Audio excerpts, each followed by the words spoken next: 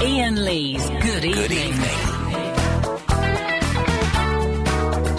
What happened? I just spilled a glass of water everywhere. But whose fault is that? I don't know. You spilt it, so technically, whose water is that? Where's it gone? Has it gone down this? Oh, it's gone down there. It's gone underneath this machine. Oh, mate. The thing is, I'm driving the studio tonight, so I'm going to You're in charge. I'm going to get the blame for that. Let me just play the mushy peas 3 times. Hang on. Oh no, I got the wrong thing up. Here we go. I like the mushy peas. That's 1. I like the mushy peas. 2.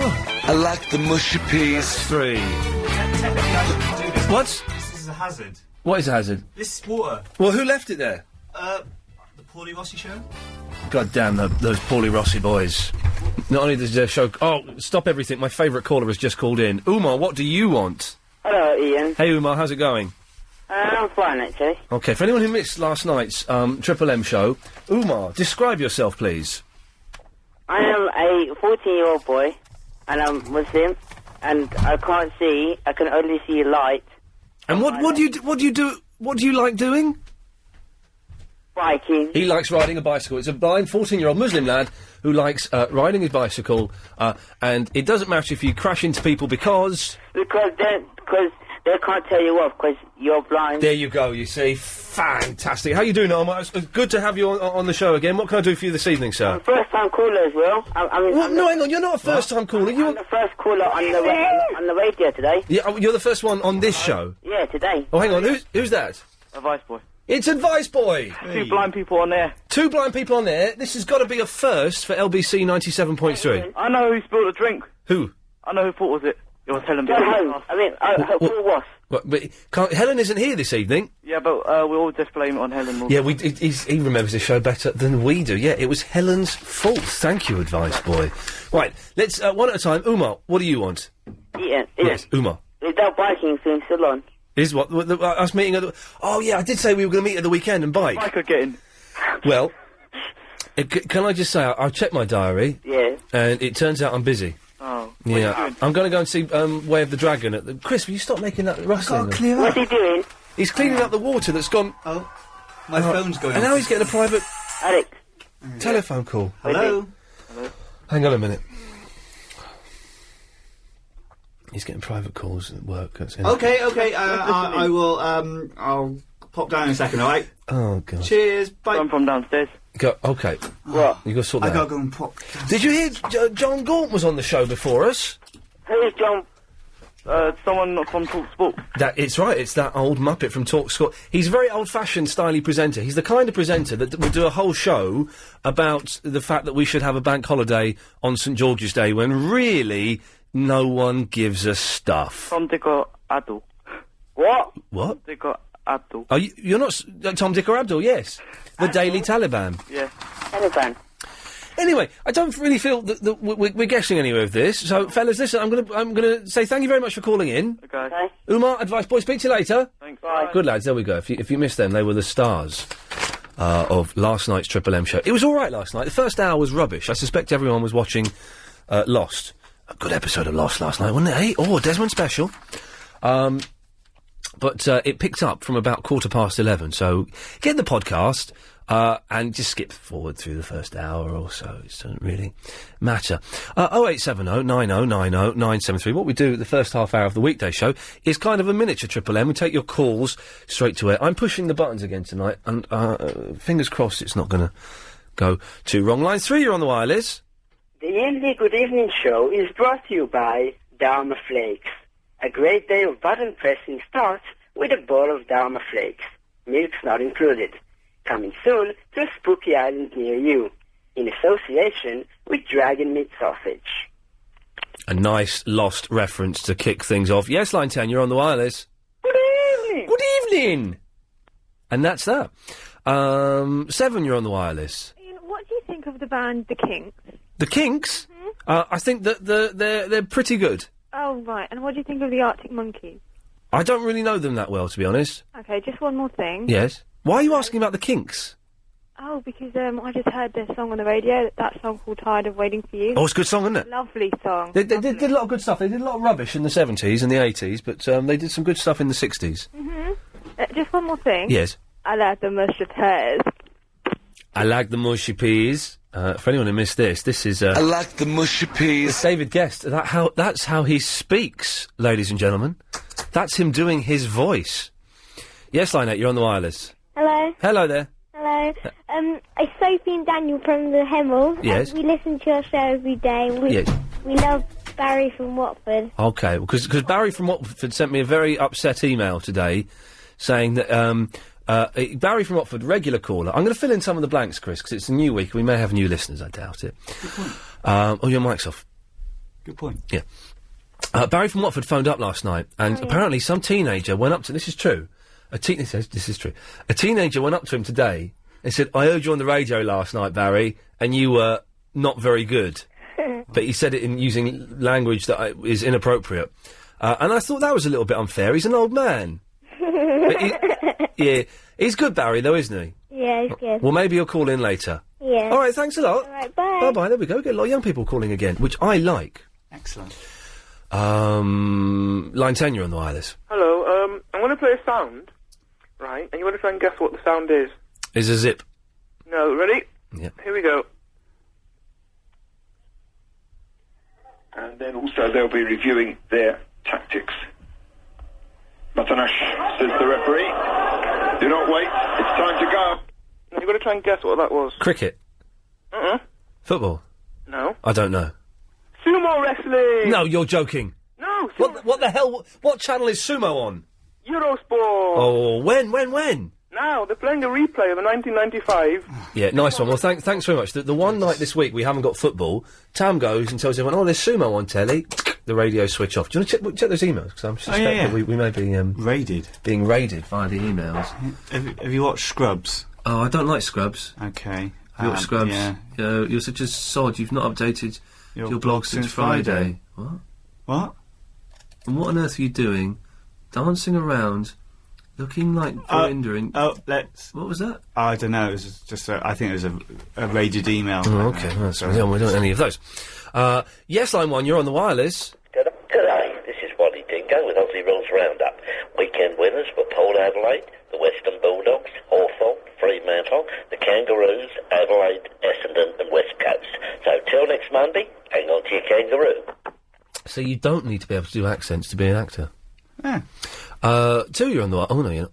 2, you're on the wireless. Ian, do you remember when Frank Sidebottom came in and someone accused him of him being jealous of you? Yes. That was me. What? That was me. You? Well... That was funny. Oh, how did he be jealous of Ian Lee? Okay. I don't... What? Chris, do you remember the other week when we took some phone calls and... Well, that was one of the callers. What was it? Apparently so. It's a small world, isn't it? Yes, Line 9, you're on the wireless. Hi there. Hello. There's a story in the paper today about a cat. Because you've got a cat, haven't you? Yes. And no, it's finally moved 500 miles away from the south of France to the north, and it took 13 months to complete the journey, averaging just over a mile a day. And I just wondered, how do you know how cats do that? Well, however it did it, it was a little bit too slow. And if my cat turned up 14 months later, I'd say, what, you can't do it in 6 months? Get out of here. Yeah, but I just wondered because I rehomed a cat once. Yeah. And I lost it. I thought it'd gone. Yeah. And it went back to its own home. Well, they have an inbuilt compass, don't they? It took about a week to get that. They have an inbuilt compass. Do they? Yeah. And they kind of like, whenever their home is, they leave like a sort of magnetic deposit in their feces, and they have... Oh, you're joking. No, I'm not. No, I'm not. I'm not. They leave a magnetic deposit in their feces, and they have an internal compass in their paw that guides them to it. That's absolutely true. You can go and Google that on Wikipedia. Oh, because it says here cats have an extraordinary sixth sense. No, there's no such thing as a sixth sense. They have an internal magnet and metallic feces. Oh, right, okay then. There we go. Thanks. Yeah, you're welcome. 0870 90 90 973. I'll take one more just before we go to the travel. Line 1, you're on the wireless.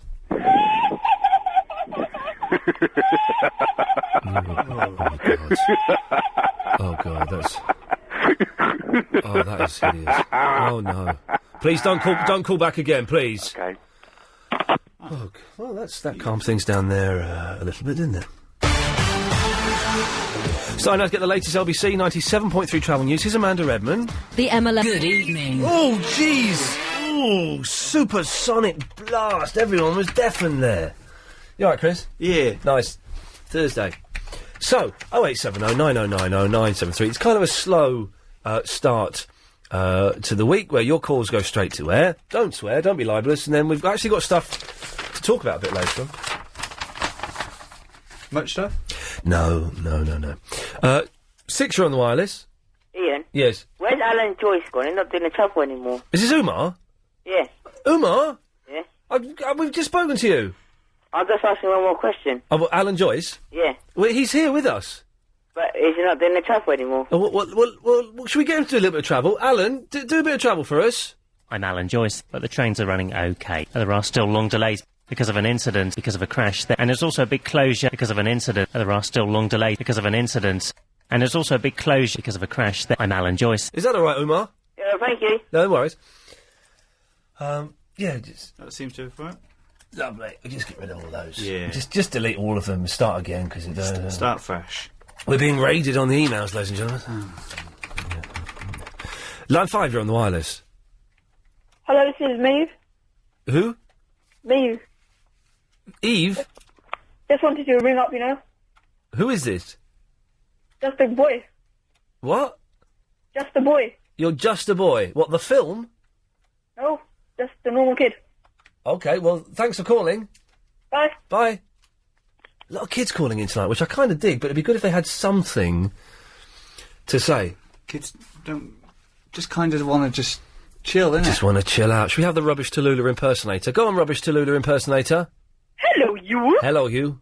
Are you a good boy today? Very good. Good. Goodbye. Bye. Okay, really is a slow start tonight. Let's, line 1, you're on the wireless. Hello, Ian. Hello there. Have you seen the new Snickers UK advert with Mr. T rolling along in a tank? No. Well, yeah, it's good. You should check it out. And he actually says... Quit your jibber-jabber. Yeah, it's good. So, it's another opportunity to get him on your show. I don't want him on the show anymore. He's a loser. Oh, it's like that, is it? It is like that. Mr. T sucks. Oh, no. Yeah. Yeah, that's true. Shut up, fool. Yeah, okay. Well, thanks very much for that. Don't give me no back talk. I won't. Real slow start to the show tonight. But we'll see what happens. Let's go to line 5. 5, you're on the wireless.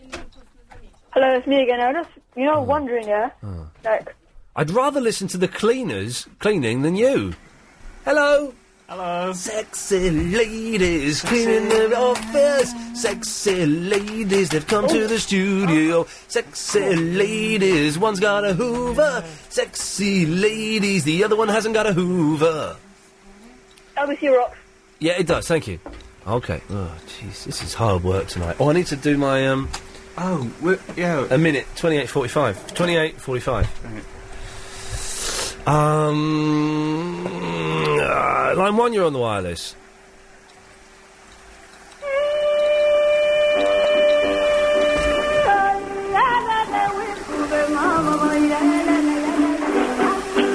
Okay. Can I just say, you won't get this anywhere on any other radio station. Gaunty wouldn't do this. No. We've got 2 sexy ladies doing the cleaning, and someone who may or may not be James Max playing some freaky music. Just enjoy this moment, because I'll tell you what, this won't be here forever.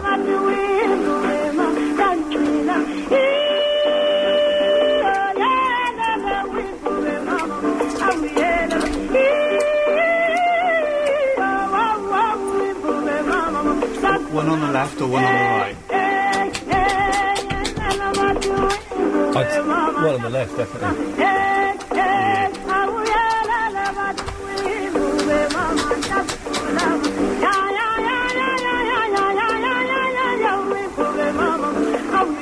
Shall we speak to a fruitcake over this cacophony? Line 3, you're... Oh, no, hang on. Line 3, you're on the wireless. Hello, Ian. Oh, it's Dion. Yeah, how are you? Excellent. Have a good weekend? A good what? Good weekend. I had a damn near perfect weekend. Yeah, I've just... Oh, yeah, come in and do this room, definitely. Pardon? We've got the cleaners coming in, so I'm going to move. Yes, I'll phone you up after 7:30. All right, Dion. All right, mate. Good lad. Bye then. Bye-bye.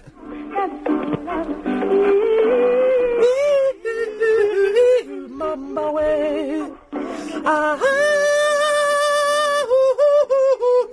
Mama way.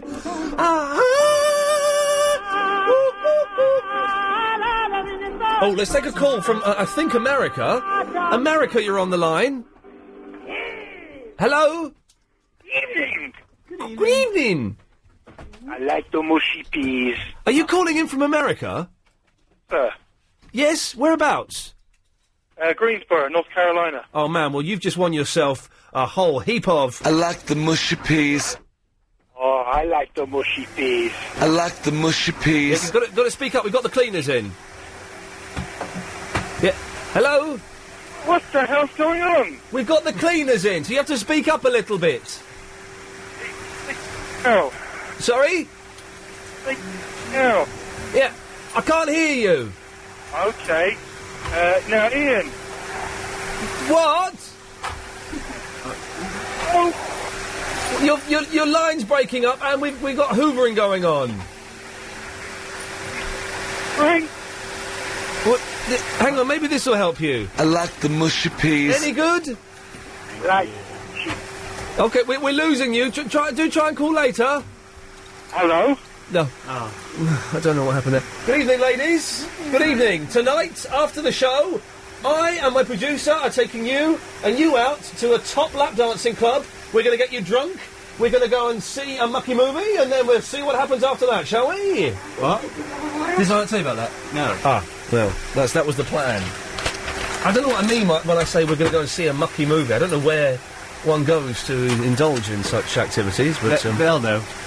They'll know. Sexy lady, sexy lady. Yes, line 10. I like the mushy peas. Oh, yeah. I like the mushy peas. There we go. Oh, that was an 18 Mushy Peas, remix. Mash-up. Oh. You can't give him that. They can't give him that. Oh. They can only clip the ones that are here previously. Yeah. Her hands are full. I'll take it down later. I think you should take it out. Thank you very much. Oh, do you mind? Have a lovely evening. Thank you. Take care. Bye-bye. Always willing to please. Yeah. Oh, man alive. Let's go to... 3, you're on the wireless. Hi, is that Magic Alex? It's not, but Magic Alex is one of my favourite characters in Beatles mythology. Oh, well, it's you. Because I was listening to an old podcast and that was your nickname. Was it? Yeah. Oh, what, when we did the nickname special? Yeah, when you did the nickname. Oh, well, remember. Yeah, no, well, not remembered, you've listened to it. Do you remember, Chris, this is about maybe a year and a half ago, everyone that called in had to have a nickname. And I was Magic Alex. What was Chris? Oh, I can't remember what it was. It was something like, Was he? Hang on. Oh, I remember. Was he? Big bender with a pan yam pickle. Huh? Was he a big bender with a pan yam pickle? Big bender with a pan yam pickle. Well, he could be now, couldn't he? I think he possibly could be. Yes, I was Magic Alex. Why are you Magic Alex? Because he's my favourite character in Beatles mythology. 4, you're on the wireless. George Jibber Jabber Fool, my girlfriend wants to say hello to you, Ian. Okay. Oh, no. Oh, God, no. No. Please. No, please. I must beg you, please don't call in anymore. You're too terrifying. No. Please don't call in anymore. Oh, chewing gum. Oh, God. Can we stop? All right, this is serious, please. Can we stop having terrifying phone calls, please? 8, you're on the wireless. Hello. Hello. Hello, who's this? This is Ian Lee. Who's this? This is Beth. Hello, Beth. I wanted to ask you what you think of boy bands. Boy bands? Yeah. Like what? Like which ones? OTT? They were good. No, like the Beatles, and what you think of newer boy bands as well, like McFly. Did you just say the Beatles? Yeah, but the Beatles and McFly. The Beatles aren't a boy band. Yeah, but they were boys in a band. Well, I suppose so. Well, then that's a very wide... Then you can say that Saxon are a boy band, or indeed Iron Maiden are a boy band. But what...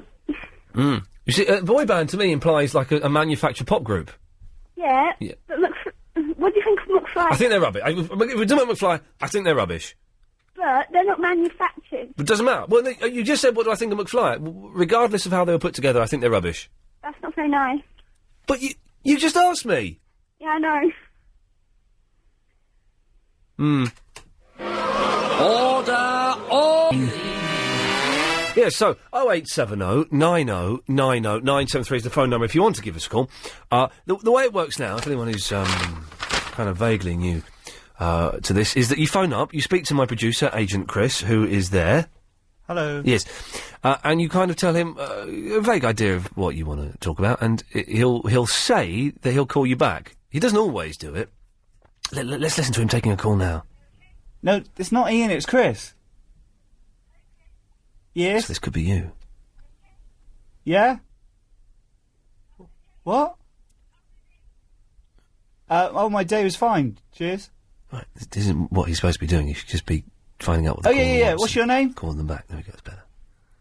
Alright, Dylan, we'll call you back in a minute, alright? Bye. Excellent stuff. And that's what could happen to you if you call 0870 9090 973. Now, I've actually got stuff to talk about this evening, including Brooke Shields' alphabet. If that phrase means anything to you, Brooke Shields' alphabet, can you give me a call? I'll try and explain more later, although I don't know much more than that. And I think I might go for a run after the show tonight when I get home about 10:30. Is that a ridiculous idea? We'll talk about that later on, but as often happens with this kind of show, some people just phone in just for the sake of it. So let's find out what they want first of all. Anthony's in the Hoddesdon. Hi, good evening, Ian. Hello, good evening, Anthony. You're speaking very posh tonight. How are you doing? I'm doing excellently. Yourself, sir? I'm fine, thank you. Well done. How's your weekend go? It was damned near perfect. Yeah? Did you do anything good? Saturday, I went up the top of St Paul's Cathedral. Cool. Have you ever been there? Yeah. It's good, isn't it? It's a nice view. We went into St Paul's, right? And it was nice. We went in. It's £9.50 per person to get in. It's not too bad. It's not too bad, actually. It's not too bad. And we went in there, and you could hear this, like, choir. I thought, well, that's nice. They're playing a choir CD, you know. Yeah. Went round the corner. It wasn't a choir CD. No. It was a real choir. Real choir? It was a real choir. What is it? In St Paul's Cathedral. And there weren't that many people there. So I sat down. Me and my girlfriend, we sat down and watched the choir for 15 minutes in St Paul's Cathedral, about 2:30 on a Saturday afternoon. It was fantastic. And the sound... And listen, you know, I'm not religious or anything like that. Yeah. But you didn't need to be to appreciate the sound. It was superb. The sound of music. The sound... I think they were doing, like, hymns and stuff, not musicals. And then you go upstairs and you go up to the Whispering Gallery. Have you been there? No. Well, the Whispering Gallery is brilliant, right? It's like 2/3 of the way up the dome of St Paul's, okay? But it's indoors. And what you do is one person goes and stands on one side. Yeah. You stand on the other. And then you put your mouth up against the wall. And you go, "Hello, can you hear me?" And your voice travels right the way round. Through sound. It travels through sound, literally. The other side. Right the way to the other side. And then the person goes, "Yes, I can." Or as what happened to me at the weekend is I said, "Hello, can you hear me?" And then a voice I'd never heard before went, "Will you shut up?" I was told to shut up in a whisper. Yeah, not very nice. Not very nice. So, and then you go up to the top of St Paul's Cathedral and you have an amazing view where... It's a very nice view, isn't it? It's fantastic. And it was a gorgeous day. It was Saturday afternoon. The weather was superb. You could see Alexandra Palace, which is near where I live, okay? And you could see that from St Paul's Cathedral. So it's very nice, yes. Superb. Then we went downstairs and had 99. How was Chris's weekend? Oh, I don't know, and to be honest, I'm not really that interested. No, we'll ask him, but I'll fade his microphone down halfway through his answer, okay? Okay. Chris? Yes? Anthony wants to know how your weekend was. Bit of a nightmare because the washing machine's broken. He's gone. So boring, really. And then Sunday, laid in the garden, and then I went and bought a bookcase. Yeah? Yeah, bought a bookcase. From Argos? No, from a shop called Bones in Muswell Hill. They do really nice, like, wooden stuff. It's a little bit expensive, but it was reduced by £175. And I saw it when it was £475, okay, when I saw it a week ago. Yeah. And I thought, well, that's a nice bookcase. I'm getting old, Anthony, so I get excited by things like bookcases. Thought, that's yeah, nice. well, everyone does. That's nice, but that's just too expensive. Too expensive. But I thought I need a new bookcase because the living room's done, apart from all this nice furniture in there, apart from the TV stand, which is horrible, and this rubbish old book stand from IKEA that's like 10 years old. Okay. And then I walked past this shop again on Saturday. And it went down. It had been reduced to £300. I thought, well, flipping it, that's a lot. I've saved £175. Yeah. So I went and bought it Sunday. You got it? Got it. They're delivering it on Saturday. Hopefully it'll be alright for you. Fingers crossed, Anthony. There's nothing wrong. What do you have for dinner this evening? Sorry? Sorry, fingers crossed, what were you going to say? No, yeah, hopefully it'll be alright. And then also on Saturday night, I saw that programme I filmed in America about the Beckhams. Oh, did you? And it looks, do you know what, it looks alright. It's on May the 3rd, next week I think that is. Oh, is it? A week Thursday on Sky. And it's on at 8 o'clock, so I don't mind if people don't listen to me, if they go and watch it. And it's alright. I thought there's some really nice little bits in it, so I was very pleased with that. Cool. How did you on MySpace, by the way? Oh, how's the MySpace going, Anthony? Cool, how did you, by the way? How many friends have you got now? Well, I've only 50, so... Okay, so... 51, including you, hopefully. Did it help your mentioning it on the show the other week? Hopefully it has. I've already had 5 new friends. Well, do you want to mention it again today? Yeah, okay. Go on then. Yes, www.myspace.com. Yep. /Spurs underscore. Spurs underscore. Fan 07. Spurs underscore fan 07, and that is if you want to be, if you really want to touch LBC and feel its fabric, then Anthony is the seamstress. Lovely. Anthony, thanks for that, mate. That's fine. Have a good one, fella. I'll speak tomorrow. Take care. There's a good lad, one of our regular callers. Jack on. Oh hi, it's Jacon. Jacon. Oh hi. How are you spelling that made-up name? J accent apostrophe. What's that thing that's on the side but it's not on the ground? It's in like the air. The thing that's on the side. It's like a line. It's like an underscore, but it's floating. So it's a floating. It's called a floating underscore. Right then, K-O-N. So J, the letter J. Yeah. Floating underscore. Con. K-O-N. Yeah. Chris, can you change that on the computer so it says? And were you christened that? No, I wasn't christened that. What were you christened? Was it Jason? James. James. Okay. And you've decided no, Chris, it's a K. Yeah, it's a K. K-O-N. Yeah.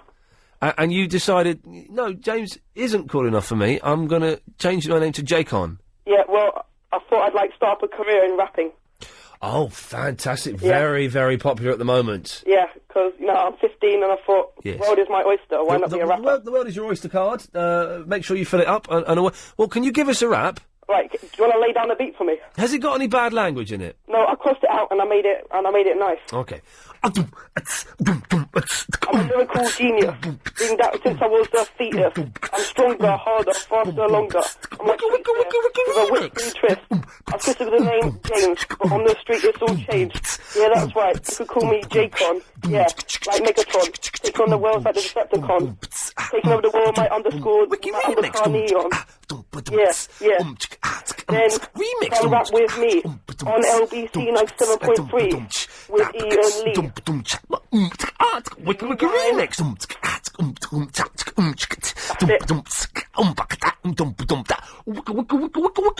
Remix. That was good, Chris. That was good beatboxing, wasn't it? That was brilliant. Yeah, That was good. Thank you. You should take up a career now. I need to make you, Chris. I need to make you louder. Just say something. Excellent. Thank you. Okay, Josh. Yeah. You know Jacon, do you? Yeah. Okay. Hi, Josh. Hi, Jacon. Hi. Hi, yeah, Josh is my home dog. Yeah. Home dog? Jeez. Yeah. Okay. You can call me Doombop. Doombop? Yeah. I'm going to stick with calling you Josh. Okay, that's fine. Thank you. All right, then. He's like my producer. I thought half term had finished. Yeah, me too. Yeah, it's Monday and we don't go back to school till Tuesday. You don't? What do you mean you don't go back to school till Tuesday? What? Because I know it's just weird. I had to go it's a weird world. to finish my DT. I thought all you lot, the kids. Yeah. I thought you went back last week. No, I'm back this week. How many weeks off have you had? 3. Jeez, well that's just insane. My Easter holiday was a week. Yeah, but we got to do our GCSEs when we get back.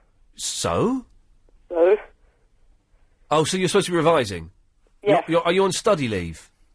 Kind of, not really. It's like we get study leave later, nearer. Oh, okay. So, but you should be studying, but you're not. You're busy rapping.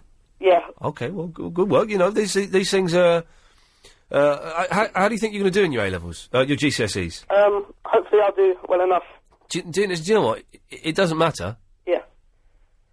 Okay, Well, that's the fine. A-levels are more important because that's what you need to get to university. Yeah, you only need them to get to university, but Yeah. they're not that important. All right. I got a B, a B, and an E. All right, that's good. And I think that's it. I think that's all I got. And that was over 3 You years. don't really need it to be a radio presenter. You don't need anything to be a radio presenter. I was about to say you need to be able to string a sentence together, but if you listen to some of the Muppets that work on radio, John Gaunt, then you don't even need that. All right, then. So if I fail, I can just change my career. Hey, mate, listen, if you fail your GCSEs, turn up here and you can have my job. All right, then. I'll hold you against that. Oh, yeah, you hold me against that, Jacob. Thanks for that. Josh, thank you for that. Bye. There we go, lovely. 0870 9090973. We're getting loads of kids calling, which I don't mind. It's just odd. They shunned me for a while. Speaking of them, here we go. Richard! I'll hold you to it if I can have your job. What does that mean? St Paul's Cathedral. Must have been roofing problems. What are you talking about? Well, they're trying to pass off a choir as a CD. They must have had roofing problems. Well, no, they weren't trying to pass off a choir as a CD. I thought it was a CD. Oh, well. Oh, look, we've got an email. Ian, why is your show sucking today? I listen tomorrow in the hope it will be better. Oh, dear. That's not bad. Yeah, right, what do you want, Richard? Oh, listen, we'll have to come back to you after this. What? Cliff Richard. Yes, okay, well, that sounds like it's going to be fun. We'll come back to him after we've had a little bit of this. It's Travel News now. Here's Amanda Redmond. Well, still have a bad crash effect on the Portsmouth line. And also going back to the Tube's Bayswater station is shut. That's because of an incident that's on the Circle and District lines. LBC 97.3 Travel, your next update is in half an hour. Point 3. Iain Lee's Good Evening. Call 0870 90 90 973. Big bender with a panyan pickle. Richard! Yeah, men of the cloth, Ian. Don't trust them. I was one of them for 3 years. Cistercian monk. But back to Cliff Richard. Oh, God. Modern day St George, they said on LBC Nightly News. How's that? How is Cliff Richard a modern day St George? I know this isn't John Gaunt's show. No, it isn't John Gaunt's show. Thank God. All of TalkSport all day have been... I'm probably Nick Ferris, although I wasn't listening. I've been banging on about, it's not fair that the Scotch have got their own day and the Irish have got their own day and we should have a St George's. Who cares? Who cares? No one really cares. John Gaunt cares. I don't think he does care. He was on this station 48 minutes you, ago. Ian.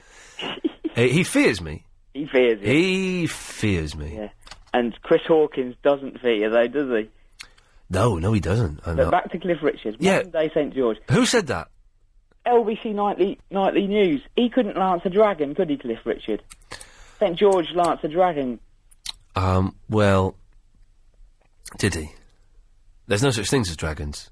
But he was born in Turkey. They might have had dragons in Turkey. They might have had dragons in Turkey. You're correct. Yes. His brother was Palestinian, apparently. So. Wow. But I'm not interested in anything you're saying. Well, generally, neither am I. Okay. Well, then I'm going to cut you off. Nick Ferrari produced. Oh, I don't know where that was going.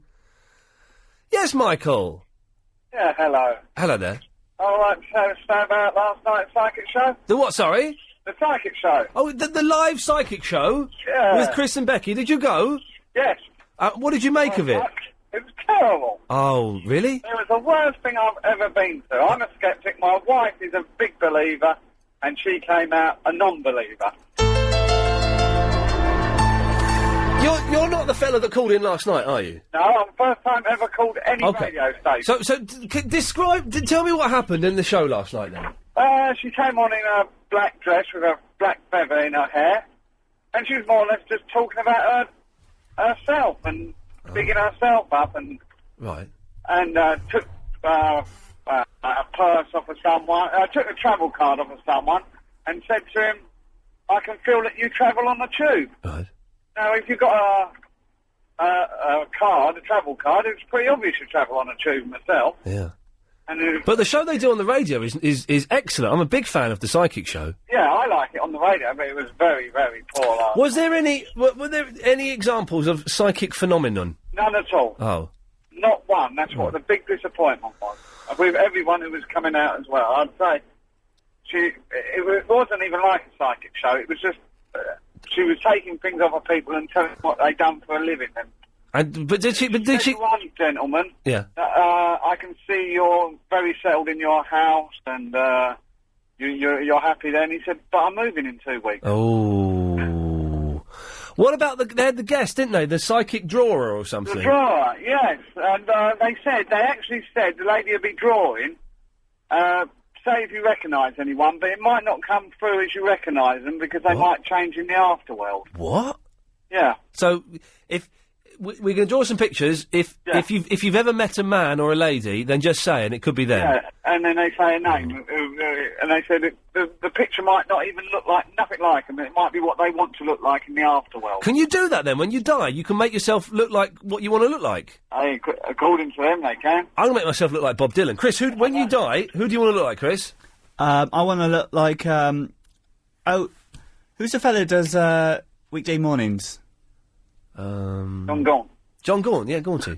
Yeah, why not? Yeah, I don't look like Bob Dylan, actually. I want to look like Chevy Chase, but when he was in Fletch. That'd be cool. Michael, who do you want to look like when you die? Well, the way my wife was going on about Chris, the man who was there, I think I wouldn't mind looking like him. I think I'd be on a promise. She's got the hots for Diddy Chris Hawkins? Yes. The tiniest man in broadcasting? No. After John... Well, Michael, listen, mate, thank you very much for that. Thanks a lot. Cheers, fella. If you don't know what we're talking about there, the Psychic Show, it's on Friday nights, 10 o'clock, LBC, no. And they did a live stand-up psychic show on Sunday night. Not a satisfied customer there. If you went, and you saw Becky and Chris on Sunday, could you give me a call and let me know what you thought of it? Maybe you thought it was fantastic. 0870 9090973. And also you can call in and tell me who you'd like to look like when you die. Apparently, on the other side, you can make yourself look like anyone. I'm going to be Chevy Chase, but in Fletch. Or Fletch Lives. One of the two. James! Hello there. Speaking of looks, Ian, yes. Two things. I'll tell you one person you look very similar to, and you've never thought of this one. Marlon Dingle or Ralph Little? No, Sam Leith, an Daily Telegraph columnist. He's on page 20, writing under the column of Outwitted from Beyond the Grave. You look exactly... He's a bit chunkier. I don't know. I've got the Daily Telegraph. What page? Page 20. Comment page. Yeah. Chris, come and look at this. He does look like me. I was just looking through it and I thought, it's Ian. Isn't that good? No way. He does look like me, doesn't he? That's spot on, mate. Thank you, James. Yeah. I'll tell you one person I wouldn't like to look like in the afterlife is John Major. I don't know if you're aware of this, but you know Yeltsin died today. Yeah, so I hear. Yeah, we were going to do a Yeltsin special, but I think Clive might be doing that, and he's the senior presenter, so we'll let him have that one. But I don't know why John Major suddenly become the expert on Yeltsin. He's been on every news programme since the afternoon, and he's coming on every... correct me if I'm wrong, but I thought Yeltsin became president a few years before Major became Prime Minister. I don't know the timing, but hang on. I'm just getting an email from downstairs saying that John Major will be on Clive Bull's show tonight talking about Boris Yeltsin on the Yeltsin special. I'm guessing not live. I think he's going to be on the phone. But, Clive's doing a show called Yeltsin Remembered, so, Really? It should be, that should be interesting. How's Westminster Cathedral? Was it nice? I don't know. You went, didn't you? No. Where did you go? St Paul's. Sorry, St Paul's. Oh, hang on a second. I've got to take a call. This is Bob, Clive Bull's producer. Yes, Bob? Yeah, we're in negotiation at the moment. We're trying to get him in the 11 till 12 hour. So it's not definite then? Not definite at the moment, but fingers crossed. If you hear anything else, could you let me know? And so you will be the first one to know as to whether he's coming in, but we're trying to get him in the studio at the moment. I'm looking forward to it, Bob. Thanks for that. Okay, cheers. Cheers. Bye. Well, there we go. So they're trying to get John Major in the studio, which... and it'll be nice. I would like to hear Clive doing more serious, slightly dull interviews with former politicians. He's got quite a good... Oh, am I still on air? Yeah, we're talking. Oh, what do you mean he's still on air? You thought I just cut you off? No, because like Mike Mendoza used to cut me off in 2004, but that's another... I'm still hurt. Let go of it, man. Let go of it. But no, because Clive's been he could be quite a serious presenter because he's got quite a detailed. He could be. Media. He could be, but I think he's missed his chance. I'll be honest. Nowadays, he just seems a bit fed up because You think he's fed up on the radio? You should see him downstairs in the office. All he does, right? He's like a teenager. He just shuffles along, kicks his feet, and he just sits down and goes.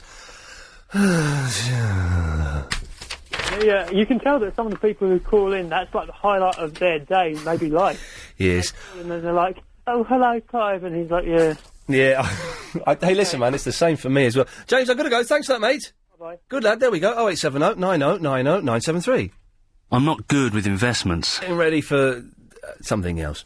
0870 90 90 973 is the phone number. Dion. Hello, Ian. Now, Dion, you know about physical fitness. What have you been in the military? Yeah. Secret Service. Well, I've been to the gym for about 2 weeks. Well, listen, I went to the gym on Friday and saw Luke, my personal trainer, and yeah, what's the is it the lactic acid, the amino acids? I think. So if you have a good workout, like you haven't done it for ages, yeah, then, it is amino acid. Then you cannot. I could not walk. I'm still stiff now. My bum it's so much pain aching from doing. I got a really sore bum because he pummeled me. My trainer pummeled me on Friday, and my backside is killing me. Do you go on the step machine? No, I don't go on the step machine, but it's all the squats. He does. He makes me do a lot of squats, right? You do squats with weights? Squats with weights, yeah. Oh, dear. Yeah, God, flipping it. Anyway, so I've booked to see him on Wednesday at 10. And he said, Ian, try and get a run in before you come in on Wednesday if you can. Should have done a marathon. Get stuff. What's the point of that? There's no pointless way of, someone that did actually die, didn't they, on the marathon? So that's not good. Yeah, I just heard it on the news. Anyway. 97.3. Boris Yeltsin died, yeah. Not in the marathon, that was a different thing. But, so I'm out all day tomorrow. I'm at my mum's. I've got to leave my flat at 9:30. I'm at my mum's all day, then I'm coming straight here. So the only time I've got to run is tonight, after the show. So I brought with me tracksuit, bottoms and trainers, and I will have to get changed in here, Chris, during the show. Sorry, mate. Yeah. And so my plan is to get in the car, drive home, as soon as I get home, don't even go in the flat, go for a run for 20, 25 minutes. Is it sensible? Have you got a park near you then? Well, no, I'm just going to run around the block a little bit. Yeah. I know you shouldn't really run on concrete 'cause it's bad for your knees, but I'm only going to do it. I don't do it all the time. This is just a one-off. Depends what trainers you got on. I've got good trainers. They're good ones. They're Asics, Basics. Yeah, I know what you mean. Yeah. Yeah, they're good ones. But so they're good trainers. But is it sensible to have a run as soon as I get home from work before I go to bed? Because everyone says, "Oh, you should run in the morning." I don't think so. It's What? Why? Well, you're stressed out from work. Yeah. And you're going to worry about being mugged. Well, I hadn't even thought of that. Yeah. So I'm just having my flat refitted, and that's giving me a lot of stress. It is stressful. I'm about to get my mum's place done, and it's stressful, isn't it? Yeah. I've got three builders tomorrow coming to give me quotes. Two of them are coming in this week. Two of them are potentially coming at the same time. Oh dear. I don't know what the etiquette is in that situation. Yeah, helpful. More of your calls after the news. What the hell just happened there, Chris? I think I just kicked a wire. All of my screens. And I've got 1, 2, 3, 4, 5, 6, 7 screens. Oh, it was you! It was blooming Clive Bull next door! Oh! All of the screens went blank. Now, I'm driving the desk, which I do very occasionally, and I'm not very good at it. I'm not very...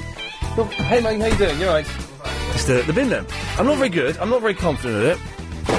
And, I thought, oh, this is it. This is it, boys. We're, doing this show naked, metaphorically speaking. It turns out it's Clive Bull, in preparation for the, Yeltsin, Remembered, the Boris Yeltsin special this evening.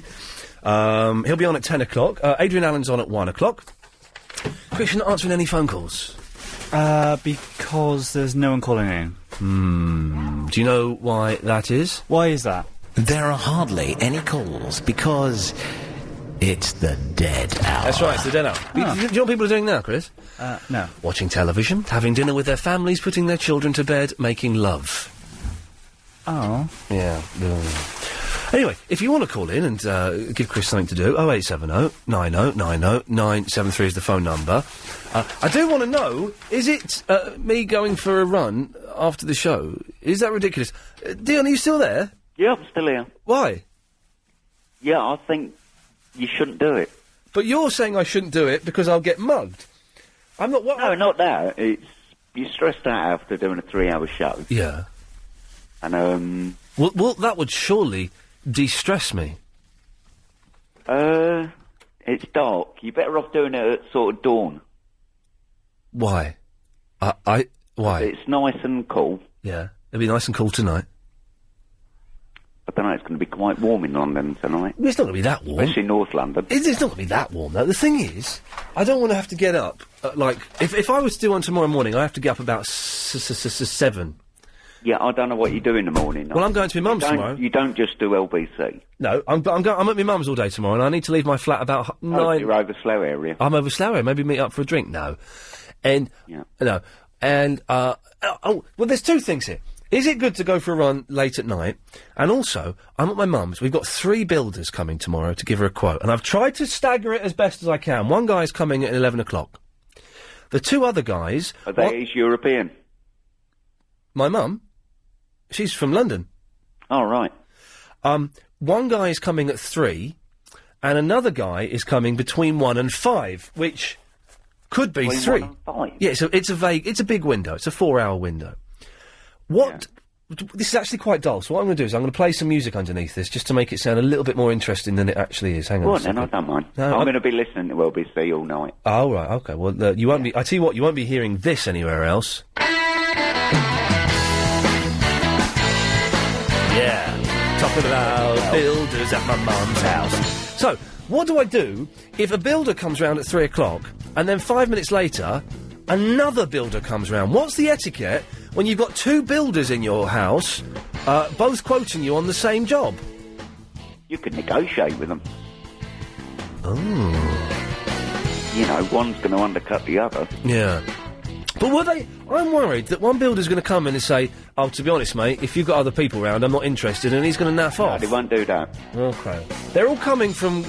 I mean, one guy's coming from Oxford to give a quote. One guy's coming from somewhere else. I'm just worried... I always feel you should keep these people kind of separate.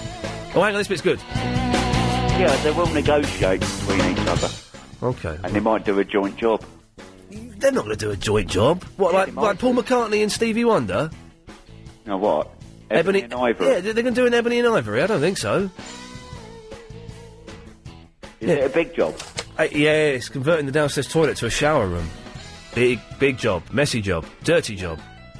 It's going to be, the more I think about it, the more it's going to be a nightmare to sort out. Never mind. Dion, listen, thanks very much for that. All right, then, I'm going to put the radio back on. Good lad, you do and enjoy yourself. If anyone knows what the etiquette is in that situation...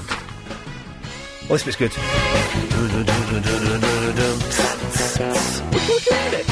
I don't know what to do, really. I'm dreading the whole... It's going to be a logistical nightmare. Yeah.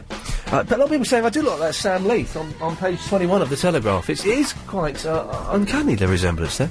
0870 90 90 973. Ray's in the Isle of Dogs. Hello, Ray. Hello. Come on. Yes. Hello. Yes. Hello. Oh. Yes. Hello.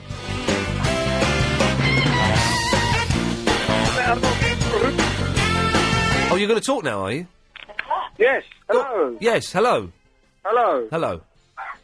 Can you hear me?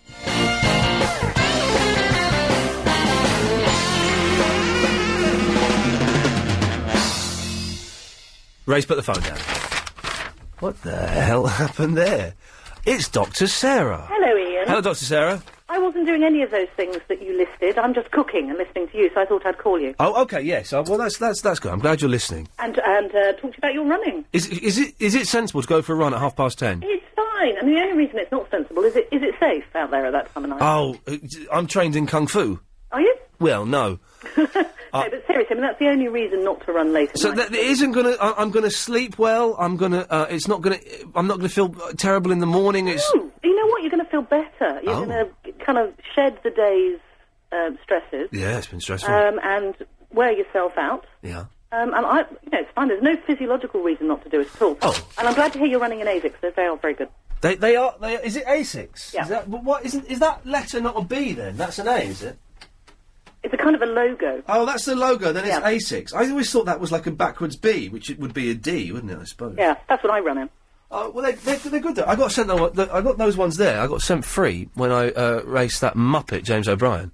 Oh yes. Yes. And thrashed his story behind. I destroyed him. Now I understand from Yes. Maxie that there was going to be a rematch in the form of a Beatles quiz. Oh well, no, the Beatles quiz was between me and Maxie. Oh, okay, you did it, did you? No, we didn't do it, but James O'Brien would not be taking part in that. No. Oh, okay. So you're going to do it. No, we didn't do it, but basically, James O'Brien does, if anyone doesn't know, does the show 10 till 1, Mondays to Thursdays. Maxie is his producer, and we were going to have a quiz about who knew more about the Beatles.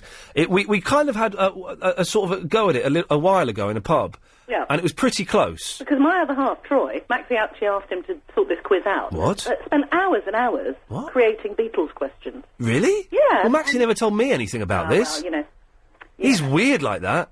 He's all loved up now. I won't be seeing him again. Maybe he thought that you'd get the better of him. So he did. It would have been close. He'd have given me a good run for my money, to be honest. Builders. Yes. Yeah, it's fine to have them in the house at the same time. Is it really? Yeah, because they're going to expect you to get 3 quotes. Well. And don't go for the cheapest. I've always tend to go for the meat in the middle one. I think that's probably right. When I've had quotes before, I've had one you always get one that's ridiculously cheap, one that's incredibly expensive because they obviously don't want the job. Yeah. So they put like another $5,000 on it and think, well, if, you know... I don't know. It's a big job and it's going to be a logistical nightmare because it means I've got to get my mum out of the house for... Oh, we're redecorating at the moment. I sympathise with Oh, dearie me. I'll find somewhere for her stupid cat to go and stay and... Oh, it's going to be a nightmare. Why's her cat stupid? Well, she's not stupid, but she was very badly beaten up. Oh, okay. And so she's incredibly shy and timid, and after being in my mum's house for 3 years, she's only just started coming downstairs when there are people there. Oh, cool thing. Yeah, so to put her... It means I've now got to put her in a box and take her either to a cattery or... what was that? That was one of my dogs. What, blowing off? No, they're fighting. Oh, okay. Probably taking her to a cattery is probably the best thing to do because she has a habit of hiding in walls and things. Right. So yes, so she'll be safer. Yeah. And what are you doing for Velvet tomorrow? What? It's her birthday, isn't it? No. Ah, she's come up. Oh no, it's not tomorrow, is it? Her birthday's March the 20th. Is it? Yeah. Well, on the MySpace, I've got a reminder that. Oh, that's not Velvet. That's not your Velvet. That's a blooming. This is how messed up the computer internet world is. There are people impersonating my cat on there. That's tragic. Is that how many? Seriously? What's tragic is that she's one of my friends. Oh no! Well, it's not the real Velvet. Oh. My Velvet doesn't look anything like that, and she's not allowed to use the computer. Oh, just as well. So, Dr. Sarah, thank you for that. It's a pleasure. I look forward to seeing those bikini shots. Oh yes, thanks. There we go. I'll email you. Thank you very much. She did a semi-nude, well, bikini-clad shots. Doctors can't do that. Well, apparently they're allowed to. It's, doctors are always... I'd always imagine... I'm not in any way saying Dr. Sarah is, but I'd always imagine that doctors are the closest thing to professional swingers you could get. Now, I don't know what I mean by that, but they're so open-minded and they see so much that for them to kind of... I'm not at all saying that Dr. Sarah does this, and this is doctors in general. They always just seem a little bit, up for it. Swinging? It's time now to get the travel news with Amanda Redmond. Good news for the M11. It's all open again around Junction 4 at Woodford going away from town. The crash there has been moved... Good evening.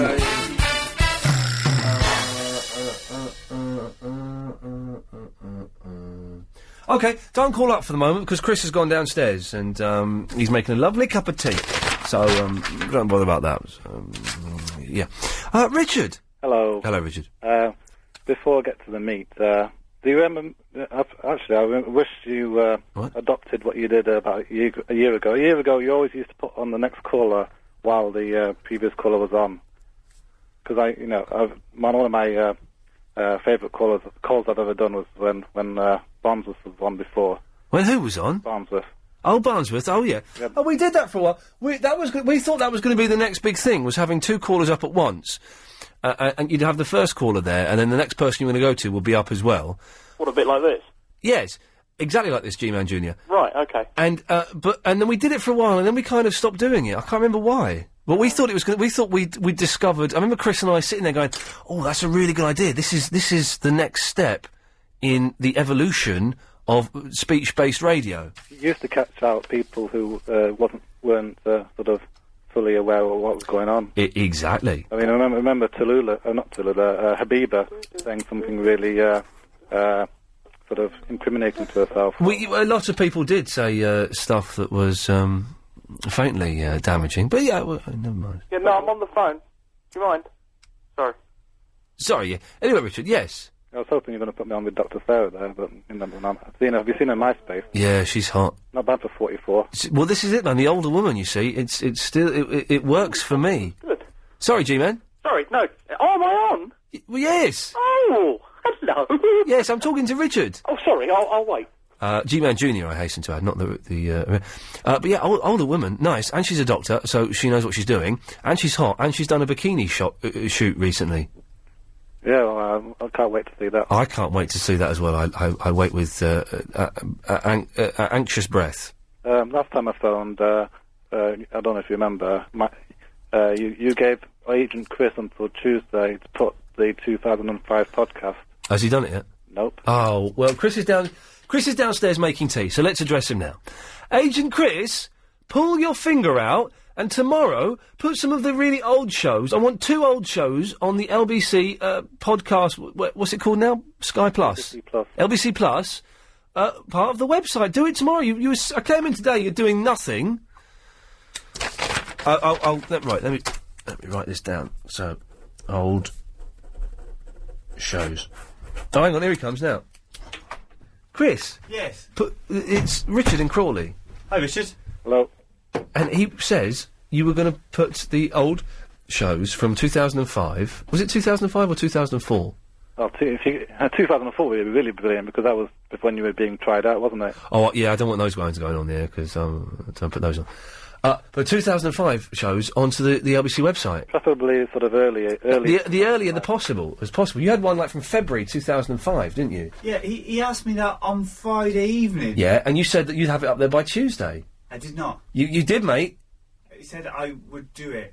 By Tuesday. He knows, man, because he listens. This guy pays attention. He's as Clive would say, a foamer. It's not Tuesday yet. Well, make sure it's done by tomorrow. I want 2 shows up there. Yes. Which channel is it going to be? Is it going to be on an Ian Lee channel? I don't know how it works. I've not looked at the new LBC Plus, to be honest. I don't quite know how. It is good. I know it's good. And I've got I've got free access to it. So. Really? Oh yeah. Yeah, get in. Yeah, get in there. I'll sell the free access for £5. Done. All right, you're on. Yeah.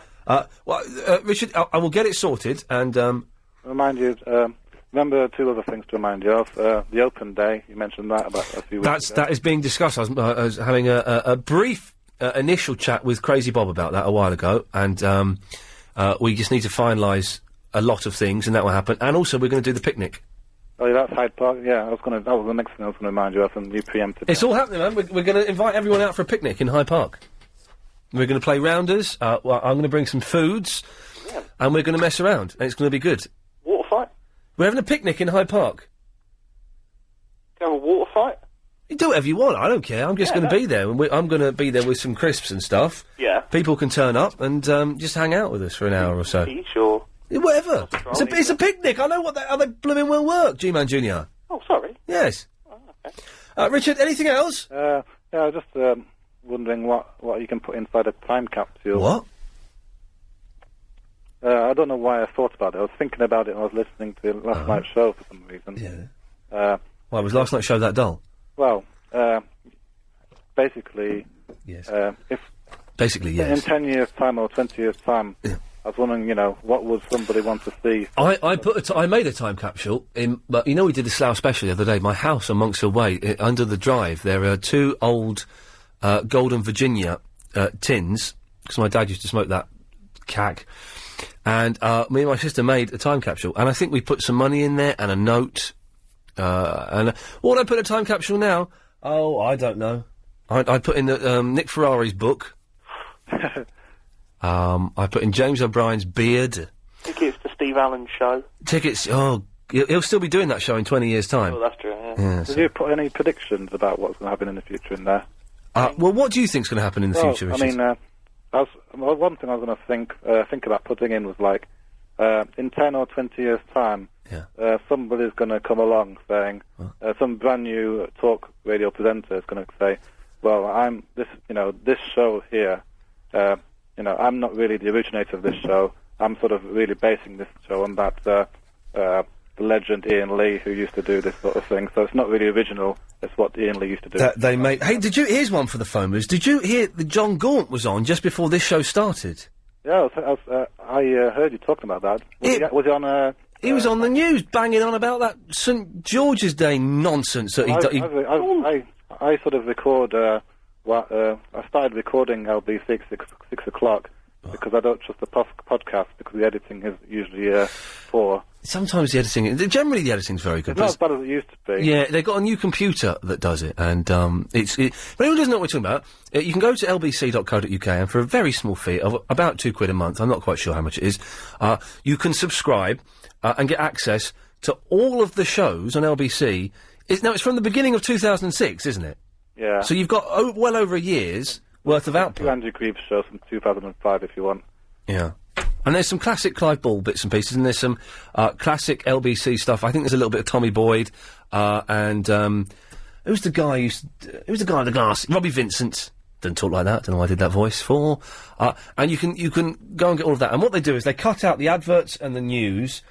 So in theory, you should just get a smooth phone-in listening experience. Oh yeah, well, you got to grass up Lucy again. She missed out some of Nick Abbott's podcast from Saturday night. Oh, well, I had a go at her the other day, and apparently he was banging on about it in his show, so I don't... Yeah, that was quite funny. He told her to write a note to her husband about being a bad Lucy. Oh, God, yes. Well, Richard, listen, thank you for that. See you later. Cheers, fella, there we go. G-Man Jr. Hello there. Good evening. Good evening. I was listening to LBC earlier today. Yeah. And James O'Brien was talking about you again. Uh-oh. He hasn't got anything better to do. Yeah.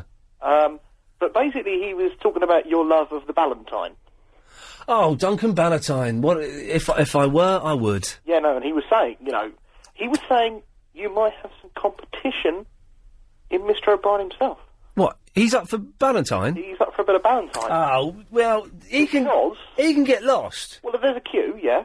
But basically he was saying because Ballantyne, I don't know if you've heard this today, Mr. Ballantyne has said that he wouldn't employ larger people. That's nice to know. Yeah. Because, he wouldn't employ fat people, yeah? Because he thinks they're lazy and smokers and... Okay. He runs a gym. I mean, I suppose if you're running a gym, you would employ fitter people. Well, I saw the headline. I couldn't be bothered to read the story, but okay. But so because of that, O'Brien fancies him, does he? O'Brien changed, saying that, before maybe he didn't really know who he was, but now he's turning to loving the Ballantine. Okay. He's a very beautiful man. It's a lovely accent. I've known Ballantine. You're in Lee. I'm not investing in you, so I'm out. Oh, it's good, isn't it? Imagine that every night. Well, okay, well, thank you for the heads up there, G-Man Jr. Yeah, well, I thought that, it's important that you know when other presenters are talking about you. Yeah, it's always important to know. Anna Rayburn wasn't. Oh, really? Yeah. Again, she neglected to mention me. Yeah. When will she acknowledge me? I don't know. G-Man Jr., thanks very much. Pleasure. Good lad. 0870 9090 973. Chris is back now from making the tea, so if you want to call up, you're more than welcome to. It's a slightly slow show tonight. Not a bad one. Just a little bit slow. I tell you what it is. It's always slow when I'm pushing the buttons because I can't. I'm not relaxed enough yet in front of this. These computers and faders and things to be able to give the output of the show my full. There's still part of my brain is thinking, well, what button do I press next? Where am I supposed to be going? What do I touch? But all things considered. Yes, it's a slightly slow show, but by no means a bad show. 0870 9090 973 is the phone number if you want to take part. Galliard Homes, all... Ian, let's go to Lorraine. Hello, Lorraine. Hi, Ian. Hello. How are you? I've just got a spot on my arm. I just scratched it and it really hurts. Oh, God. What, you've got mosquitoes in there as well? No, sometimes you get... I thought you had Chris in there. That was enough. No, well, Chris is next door. Chris is cutting. Chris, what are you cutting? Tonight's libraries. But why are you cutting it? Because it's, very therapeutic and stuff. I find it most distracting. That's going to be half the size of A4 now, and I can't read that. Why not? Can't you read it? I can't hold paper that's smaller than A4. The text is the same size. With a brain like yours, you should be able to. You've cut it into an egg shape. It's a circle. It's not a circle. That's angular.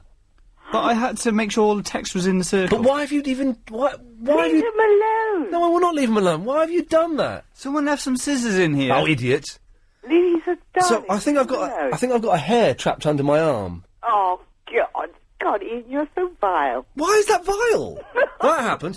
The worst thing, and I get this quite a bit, is when you get it trapped on your neck or on your face, and you get a hair trapped under the skin, and it all sort of goes all pussy. Why it happens? You're vile. Are you saying that's never happened to you? Well, you take a poo, but you don't want to talk about it. Well, this isn't the same as defecating. Well, it is the same to me.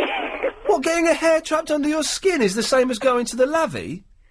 You know what I'm talking about it is. But why? Why? You're saying this is the last great taboo, is hairs trapped under your skin?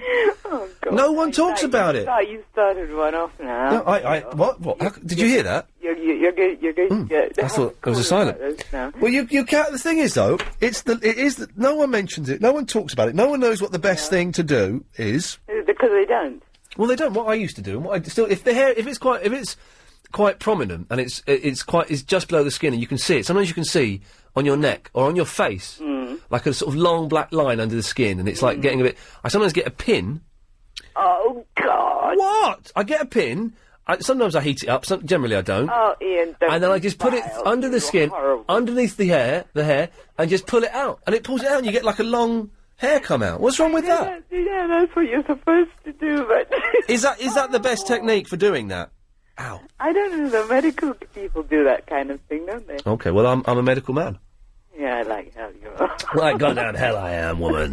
Yeah. No, you want to go running tonight? I do want to go running. I feel I ought to. Don't go and do that marathon death rubbish. But you don't run normally, so why do you want to go... Did you say don't do the marathon death rubbish? I won't be doing that. It's pointless. I'm just going to run for 20, 25 minutes. Oh, that's not too bad. No, I'm not going to go for a long run. Have you got your shoes, your running shoes? I've got some running shoes. I've got my tracksuit bottoms here, which are about 5 years old and look terribly manky, but I'm going to put them on. Well, you only go to the gym about once a month, don't you? Wow, I'm getting back into going... no use. You've got to go 3-4 times a week.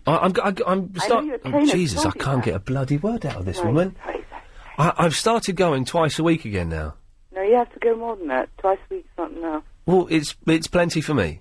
No, it's not. Why not? What's wrong with going twice a week? Well, it's better than nothing, I know. Exactly. Yeah, but you must go more than twice a week. Why? Because you sit on your ass all day. Because you... I don't... Because you like playing with all your gadgets and all your little gizmos and all your little games and all your little gadgets that you play on. You said that one. Games, all these games that you play. You said that one as well. You sit on your butt all day. Right. You've got to exercise. When I go out, I walk up and down the escalators at the Tube. Round St Paul's, yeah. Well, no, but this is when I'm in the Tube. I walked up Highgate escalators today. There's two really... Yeah, but that's not easy. Two really steep escalators. Yeah. I only get the lift at LBC on a Friday and a Sunday. Oh, you poor baby. No, I'm going to slap this stupid bloody woman in a minute. What I'm saying is, I walk quite a bit. No, you are. No, you look very fit, but you're so young. You know, give yourself 5 years. I'm 34 in a couple of weeks. In a few weeks. Oh wow, big deal. Give yourself 5 years sitting around. Chris, has this woman been drinking? And you're going to wish that you had done it when Lorraine, I'm doing it. I'm going for a flipping run at 10:30 this evening. How much more can I do? And then you're going to go and take your cat for a walk. No, of course I'm not, you mental. I'm teasing you. What more do you want me to do? I go to the gym. I'm teasing you. I go to the gym once or twice a week when I can. No, I don't go more than that. We're going around in flipping circles I know, here. we always do this. Shut up and let me tell you. All right. I go to the gym once or twice a week, and I try and run once a week. So that's 3 little sessions. Yeah. I don't have time to do any more. You always have time. You can create time for anything. Well, no, you can't. Not when you're working. I work as well, sweetie. So I know exactly what you're saying. I bet you don't work as many hours as I do. I bet I do. Maybe you do. But the thing is, what would I achieve by going 3 or 4 times a week? What do you think my goal is in going to the gym? Keep fit and keep trim. My goal is to not have a heart attack when I get to 50. No, you don't want to do that. Well, that's it. That's what I'm saying. My goal is to not have a heart attack. That's the way to do it. By doing a little bit of cardiovascular. What is wrong with you now? There's nothing wrong with you, sweetie. Listen, I go to the gym, and sometimes it's hell. You have to pause. Oh, I've accidentally pressed the button that cuts mental women off. Flipping it. Wow, is that... I'm sorry about that, mate. Hello? Hello? Hi, Ian, it's Waz. Hello, Waz. How's it going? That woman was hard work, wasn't she? She was a bit, I was thinking. Yeah. Yeah. I tried calling last night, couldn't get through at all. How old are you, Waz? 24. Hello? Are you a lady or a man? Man. Really? Yeah. And you're 24? Yeah. What's happened to your voice? Been like that all the time. Really? Yep. Try and talk really deep like a man. Hello? No, but talk deep. Hello? What's the deepest voice you can speak with, Waz? Dunno. God, this is... All right, well, there you go. Well, good lad. No, I can't complain about that. Anyway, Waz, what can I do for you? It was busy last night, that's why you didn't get on.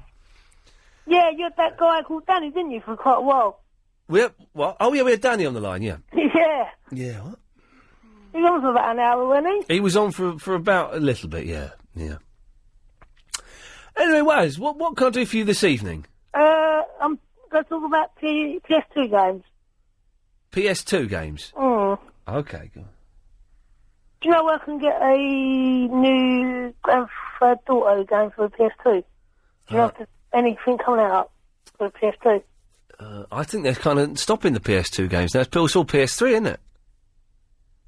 Yeah, that's really expensive. I can't really afford that. No. But you want a new Grand Theft Auto game? There's a new Grand Theft Auto coming out, yeah. Yeah. For the Xbox 360. Right. What? Yeah, Chris, I'm going to let you help me here. I'm busy. You're not. You're doing nothing, mate. I mean, no phone calls, so you can speak to Waz. What's the problem? You don't know ask that. Go on, Waz, tell him. Waz? Pardon? What's the problem? I'm looking for the latest game for the Xbox 360 I'd like to get for... You just said PS2! And the Xbox 360! You said PS2! Alright! Waz, this isn't a shop. I know that, I'm just... It's a phone-in radio show where we're talking about builders at my mum's and running. Don't get that phone call, you're talking to Waz. Oh. Ed can wait. Yeah, why don't you go to a shop? I'm too lazy. Right.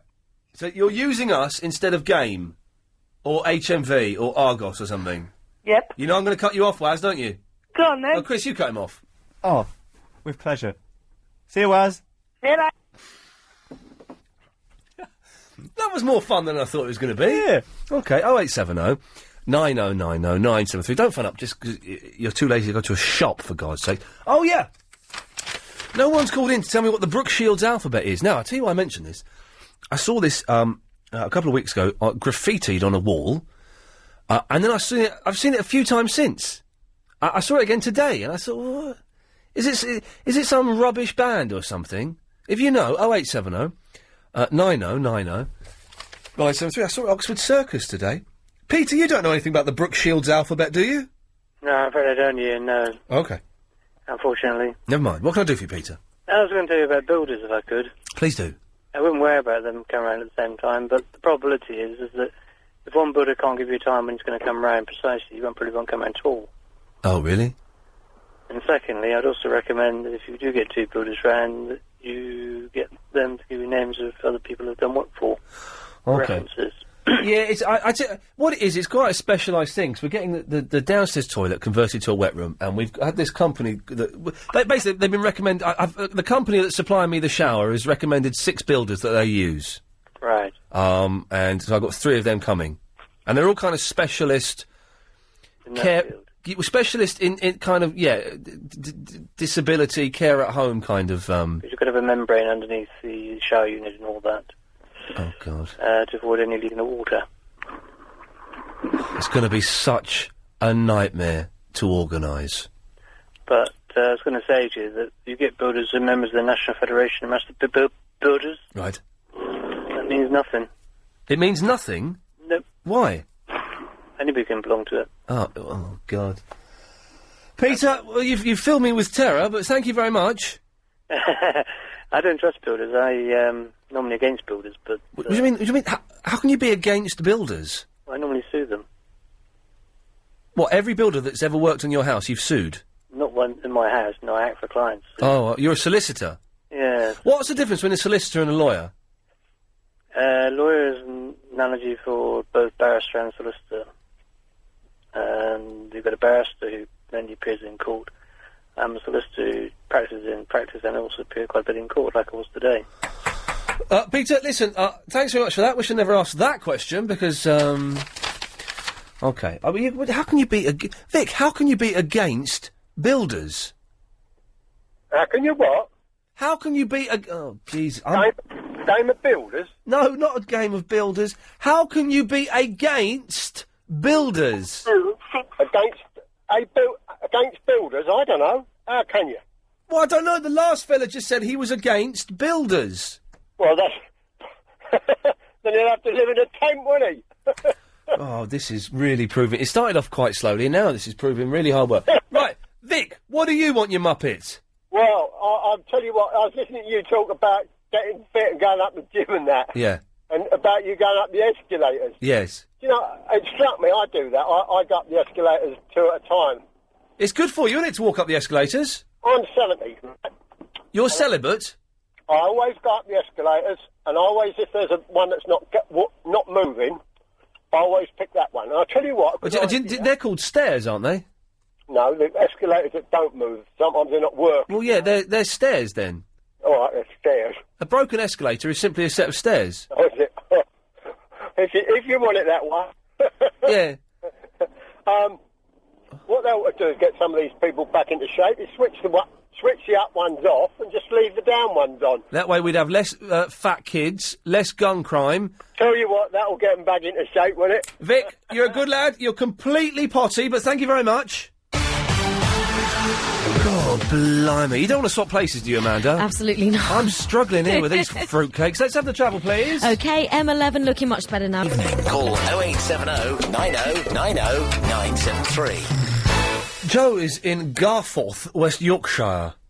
Hello? Hello, Joe. Yeah, Ian. Yeah, I'm fine. I've got to do a live read. What's one of them? Which, well, I'll tell you.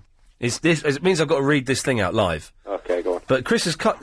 Thing is, it comes on a bit of A4 paper, and Chris, my idiot producer, has cut it into the shape of a fat egg. Why? Well, let's ask him. Why? Because it's a different... Oh, I don't want to hear. It really annoys me sometimes. Anyway, it's the How Low auction. And in How Low today, we're giving you the chance to bag one of our brilliant Dell laptops. But remember, you've only got until 11:30pm, that's halfway through Clive Ball's Yeltsin Remembered special, to get your bids in. Don't forget, the lowest unique bid wins the auction in How Low. The lowest bid in pence, unmatched by any other player by the end of the auction. I'm trying not to belch while I'm doing this joke, which makes it very difficult. To bid, text the word LBC followed by a space, then your bid in pence to 88821. Now, I've got a button to press here to make sure we don't get in trouble with Jon Snow. Bidders must be over 16. Yes. Bids cost £1.50. Yes. Standard network rate applies, and you have a limited number of bids. Yes. See lbc.co.uk for full terms and conditions. I won't get in trouble. Anyway, Joe, what can I do for you? I want to have a bet with you, Ian. What? A bet. Bring it on, my friend. Right.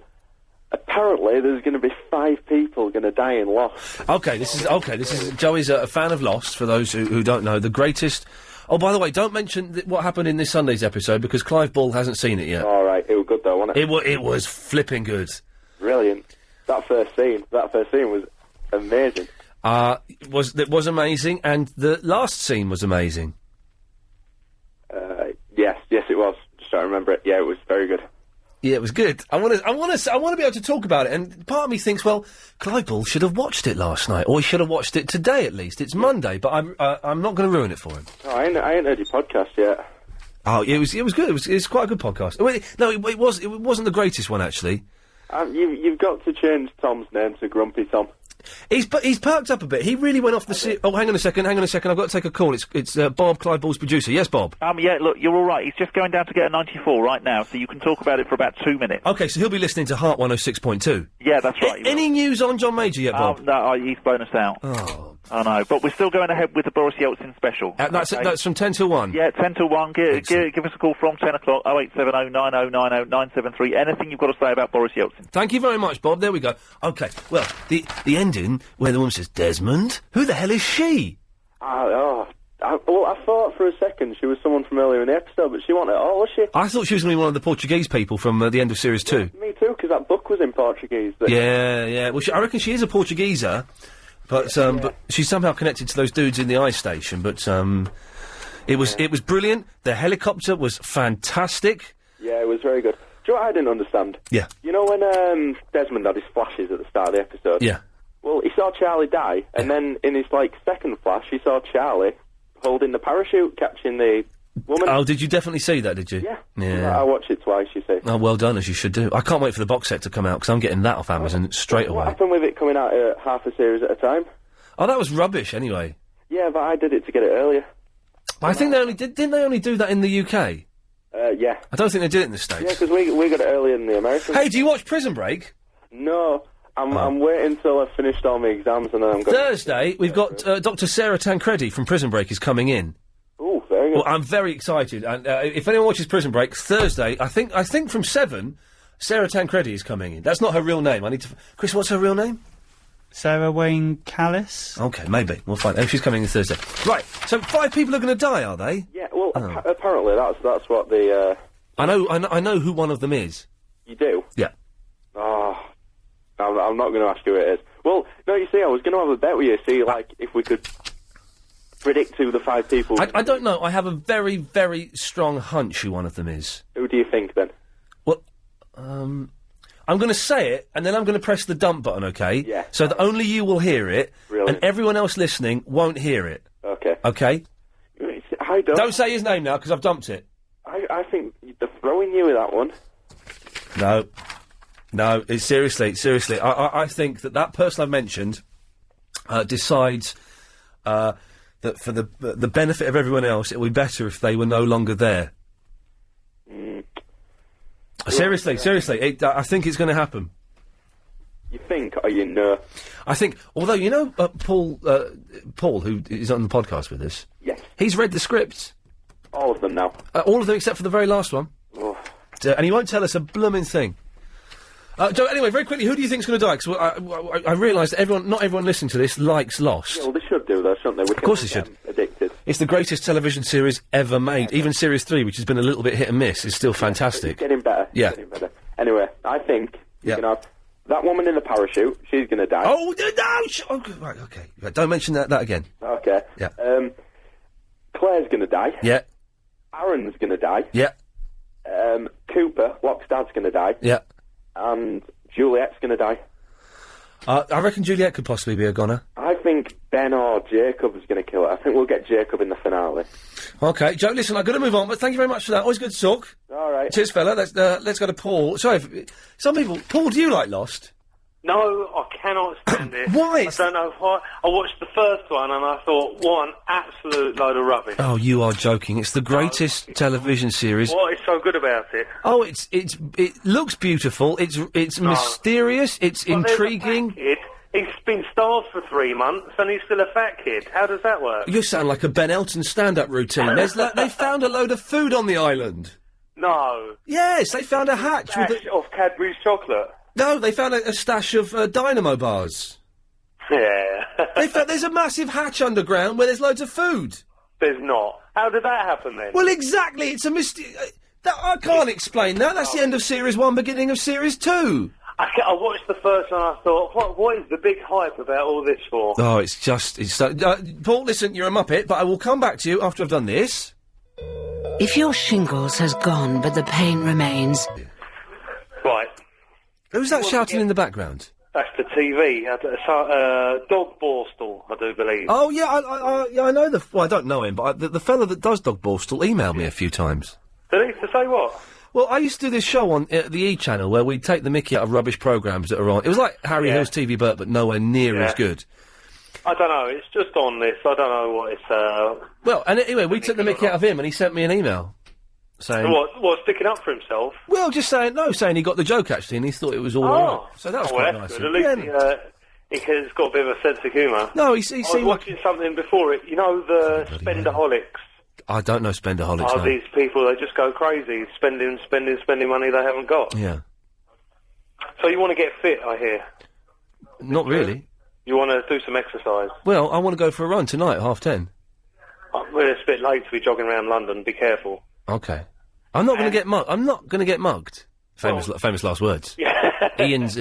Hello, it's Adrian Davis. Iain isn't doing the show tonight because he got kicked in by muggers. And you'd like to learn a bit about some building work. Did I hear that right? Or you're interested? What do you think you heard? Well, I just turned on the radio and you were talking that you want to know a little bit about building. I didn't. right? I did not say that. No. Did I misconstrue what I heard? I believe you've just been misconstruing yourself. What I said was, I have got builders coming tomorrow to my mum's to give me a quote on some work, and there is a chance that two of them might turn up at the same time. Oh no, that's not good. That's happened to me before. Well, I don't know what. Embarrassing. Yeah, I don't know what the etiquette is. Then it's like you're with your girlfriend, and then your other girlfriend turns up. It's like, what do I do? Well, I wouldn't know about that, but it's happened to me before. I've gone to look at a job, and there's been someone else ringing the doorbell as I've walked up the path. Oh, you're the builder? I'm the builder. Yeah. Well, okay. Well, then there you go. We can get a unique perspective from you as the builder. How did that feel? The other guy came in with me. We both looked at the job, but he stayed for about 1 minute and he left. Oh no! He didn't leave his card or anything. Why? And I don't know. Maybe he was offended by the situation as well. It was quite embarrassing for all involved. It was. Maybe if one comes, you can just ignore the doorbell when the other one rings. Well, I don't know. I mean, the thing is as well. It's a tiny, tiny little room that we're getting done. So. There's no way that I can say, right, you go and do that end, you do this end, and then swap at half Keep them time. away from each other. Yeah, there's no way of doing that. I don't. But how did you end up organising the two to come at the same time? Well, I didn't. I've got one coming at 11 in the morning, and then one's coming at 3, and then one's coming between 1 and 5. Oh, so there could be a clash. So there could be a clash, and my luck, they're going to turn up at the same time. Does it? As a builder, you know that you're one of 3 or 4 people that are giving quotes on a job, don't you? You're not naive enough to think you're the only person they're asking. Oh, no, because people aren't that daft. But is there any way, if it happens, is there any way I can ease the situation? Cup of tea. Yeah. Cup of tea. That always straight works, away. does it? Yeah, in the kitchen, cup of tea, a little bit of chit chat, football. You know, I know you don't like it so much, but a little. I can bluff it. Yeah. Okay. Yeah, guess how many different types of cheese I've got in my fridge. What, you want me, I should say that to the builder? No, this is my question. This is your question to me? Yeah, 4? 7. Oh, you dirty, dirty boy, why? Why have you got 7 cheeses? I just opened the fridge just now. I think my missus has been shopping, she's gone crazy down the dairy aisle. I've got 4 different types of cheeses. 7. 7, I couldn't believe it. She's cheese mad, I think. Well, Paul, on that bombshell, I'll say good evening to you. Good evening! Yeah, what a fruitcake. They're all coming out tonight. Should get easier after the news. 0870 9090 973. More of your calls after the latest LBC News. Let's go to Salem's Lot in America now and speak to Joshua. You're having a laugh, mate. What? What happened earlier? When? Oh, you're the bloke that phoned up from America earlier on? What do you mean? Like you're getting every other caller coming from America? Well, no, that was ages ago. The thing is, you kept cutting in and out. We couldn't hear what you were saying. That might be to do with the hoovering going on in the background. That might be to do with the fact that you're a Muppet. Possibly. Possibly. So where the hell are you in America? North Carolina. Oh, Carolina. I don't really now know. Listen, Ian. Yes. Why are you over there? I'm working here. Doing what? I'm a courier for a drugs company. You're a courier? For a drugs company. But what? So have you come from England just to go over there to drop something off, or you live there? No, my wife's teaching here, so I'm living here, and working for a courier. Okay, right, I see. I thought you were couriering something from London. From London. To Salem's Lot. Okay, well, that's fine. That'd be worth it, actually. That'd be good, right? Yeah. Right, what do you want? Anyway, first of all, regarding the builder's story, I've got a better one for you. Okay. We had builders in to install a shelving cabinet. Shelves? And shelves. But they were going to be installed into it. They're going to pre-make it and put it in. Yeah. And we got a fella to come around, measure up, and he spent about 15 minutes measuring up. Yeah. In the meantime, we already had another fella making the thing. What? Well, we had like so many quotes going on, and we forgot about this bloke coming. Oh, no. Like a week later. So he came in and he was really enthusiastic, so we let him measure it up. Oh. And he spent 10 minutes doing it. Anyway, he left. 20 minutes later, the chap comes with the shelves. Oh, no. And he installs them, and it's great. He does a great job. Half an hour left on. Another 10 minutes goes by, and there's a knock on the door. It's the first builder. He said he's left his tape measure inside. Oh. Now, the shelves already up, so we can't let him in to see that. So he says, we said, where is he? He said, no, it's right, just let me in through the door. I know exactly where it is. I'll just grab it. So we had to leave him on the doorstep whilst we hunted around for his thing. Oh, that's horrible. And he's looking at us like, why didn't you just let me back in and I could have grabbed it in 2 seconds? So he didn't come in and see it, though? No, he didn't. No, we wouldn't let him in. We were too embarrassed. Did you not feel... did you not have a terrible knot of deception in your stomach? Oh, completely. Jeez, man. Well, what are you going to do? What are you going to do? Well, I think we did the right thing in the end. I would have let him in and said... and just not mentioned it. And see... As he goes by and sees each other, what's he going to say then? Well, exactly, what's he going to say? We don't know. That you were in a unique position to find out how a carpenter reacts when his mind has just been blown. Yeah. I don't think you've been too impressed. No, I don't like dealing with builders and stuff like that. It makes me very anxious. Yeah. Well, on your bus story. Yeah. Which was pretty crap, I have to say. Yeah, well, I realised as the week went on that it was never going to live up to the expectations and the title of The Amazing Bus Story. So why did you build it up for a week then? I didn't mean to build it up. The first night I was going to do it, but Frank Sidebottom was in, and it wasn't a deliberate thing of building it up. It was.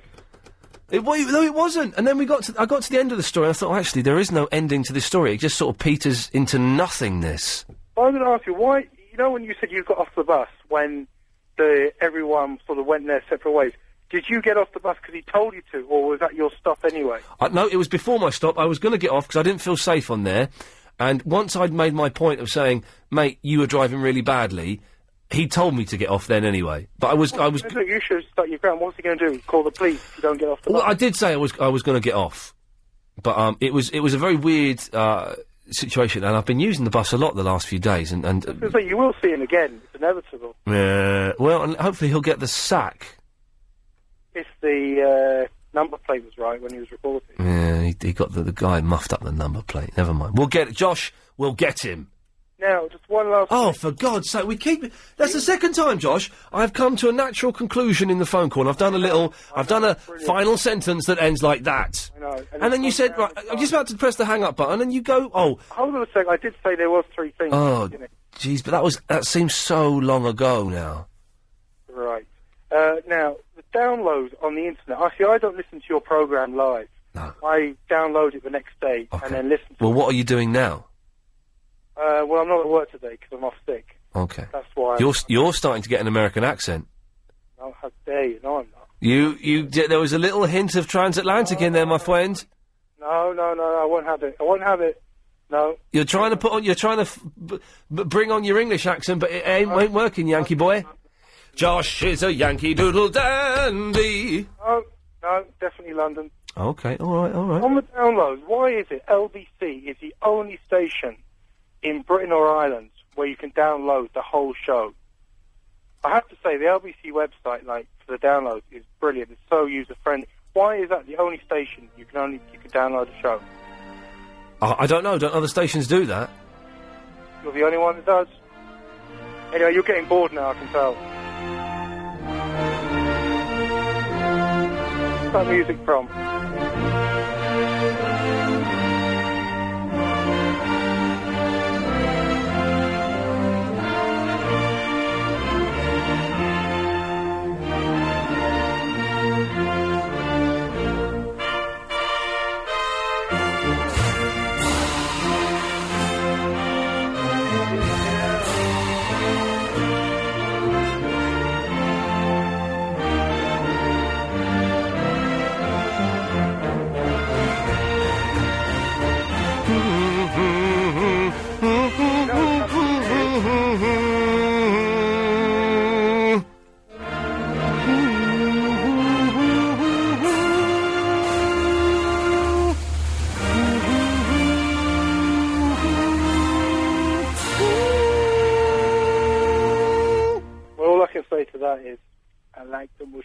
Good lad. Thank you, Josh.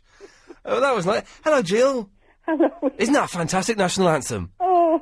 What a great bit of music. I've never really listened to that. What a great bit of music. Nice. It is. Oh, I don't know. You're such a damn time waster, you are. A what? A damn... Time waster. A time waster? Yeah, you waste my time. Well- I have to stop doing what I'm doing to listen in case I miss something. Well, Jill, to be honest, you don't miss much if you... Oh, I don't know about that. What I was ringing for, Ian, was to Yes. say, do you realise you are the Monty Python show of the radio? Wow, that's an honour. Thank you very much. Well, you most definitely are. Well. To the point where I think you should change your signature tune, whatever you call it. Oh, what? Hang on a minute. You're telling me that you don't like this? LBC 97.3. Ian Lee's Good Evening. Good evening. But you don't like this? It's all right, but I just think you're worth the Monty Python music. Oh, really? Hang on. Let me see. I got that. Hang on a second. Is this it? Where is it? Hang on a minute. I've got the. Where is it? No, hang on. That's not it.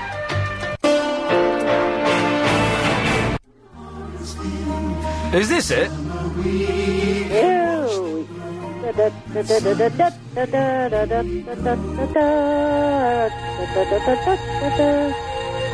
Space. Oh, that's Around. Those medals you wear on Oh, hang on. This is good. Hang on. Do you remember this? Do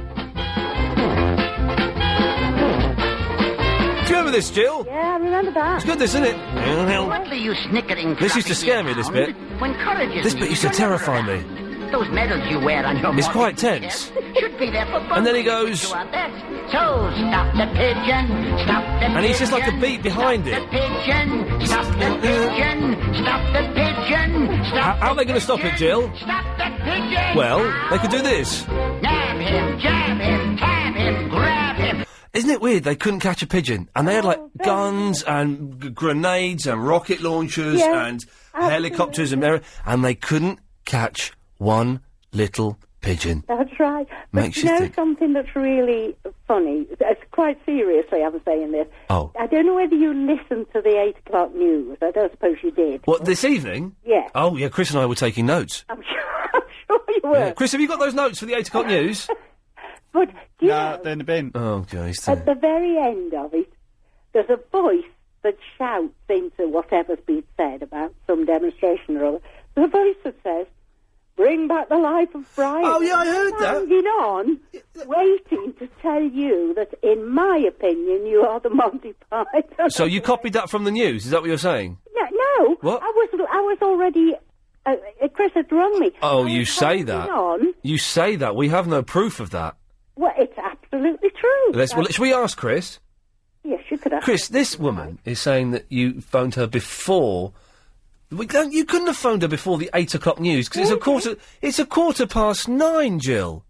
Well, you did. Well, the 9 o'clock news then. Oh. The 9 o'clock. Well, news. suddenly your story. Suddenly your 9 story. o'clock news. But Suddenly it's your still the story same. is changing. Chris, did you phone this woman before or after the Monty Python reference in the news? I phoned her after the 9 o'clock news. So she could have been listening to the 9 o'clock news and thought, I don't know what to say to Ian, but I'll say something about Monty Python No, because that's not that's true. what's going. Well, Jill, be careful because you're actually calling my producer, who is one of the lowest on the whole scale of the hierarchy at LBC. Producers here, what? You're lower than Martin, Paulie Rossi's producer. But he promotion. He wouldn't do that, Chris. He's too nice a chap. But you're calling him a liar. No, he wouldn't. He's just mistaken. I actually came on, and then your friend from America, who does have a slight American accent. He did have an accent, didn't he? A slight American. A slight. A slight egg. She's got a slight accent. Yeah, slight accent, yes. Yes.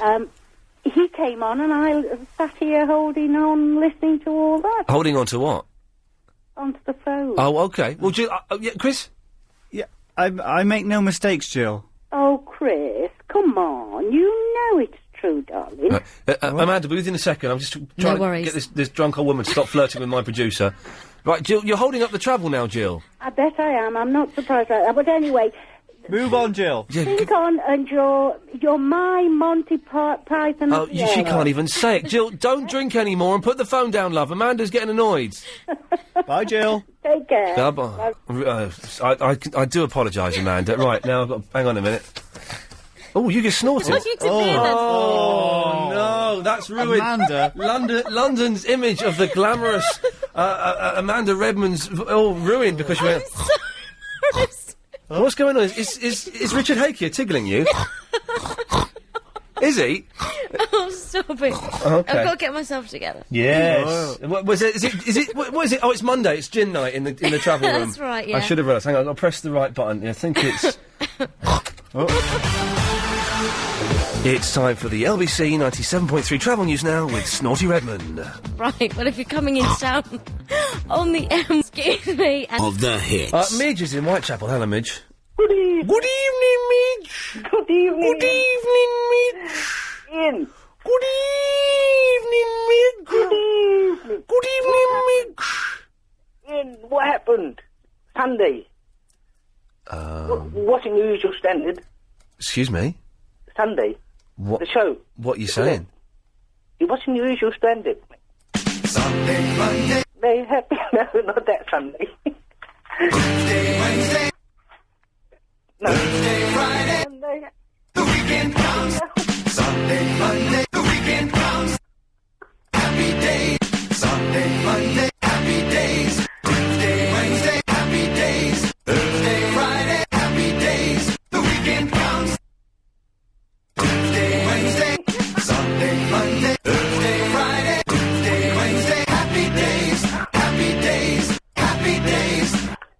The weekend comes. The weekend comes. The weekend comes. Sunday, Monday, Tuesday, Wednesday, Thursday, Friday. The weekend comes. Happy days. Happy days. Sunday, Monday. Happy days. Tuesday, Wednesday. Happy days. Thursday, Friday. The weekend comes. What? I was enjoying that. I was getting quite into that. I could have done that till 9:30, to be honest. And I thought, actually, there are probably some people that find that quite irritating. Me playing tiny second clips from the Happy Days theme tune in the wrong order. I find it hilarious. I found it very, very entertaining. More so than a man who's nearly 34 should find it. But it did something for me. Right, you're talking about the Sunday... You're going to slag off last night's Sunday night's Triple M show. Yeah, but I won't. No, you can if you want. The first hour was rubbish. Absolute rubbish. Was it? Oh, no, I just got to the last hour. Oh, the last hour was really good, I thought. Was it? From I don't know. It was okay. It picked up from 11:15 till 1 o'clock. I thought it was quite good. So, Ian. actually, Midge, you're wrong. Next point? Yes, but the other one was, you know, your bus story? Yeah. That was a bit lame, like my trying to do a raid on your show. Clive, right? Here's something for your viewers, right? Have they ever cocked off with a girl, right?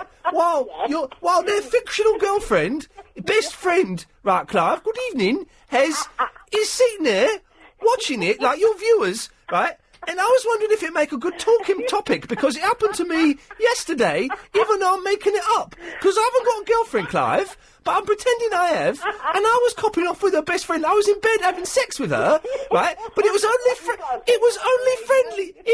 friendly sex. It didn't mean anything. And then her best friend saw it and told my fictional girlfriend, and now she's left me. But it's only friendly sex. We were doing it, but we weren't really doing it.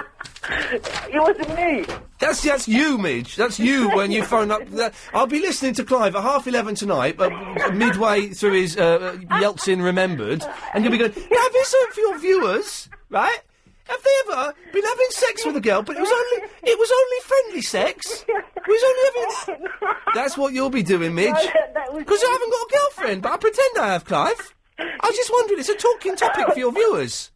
Oh no, you're going to kill me. Oh, I'm planning to, Midge. Seriously, you're top of the list, mate.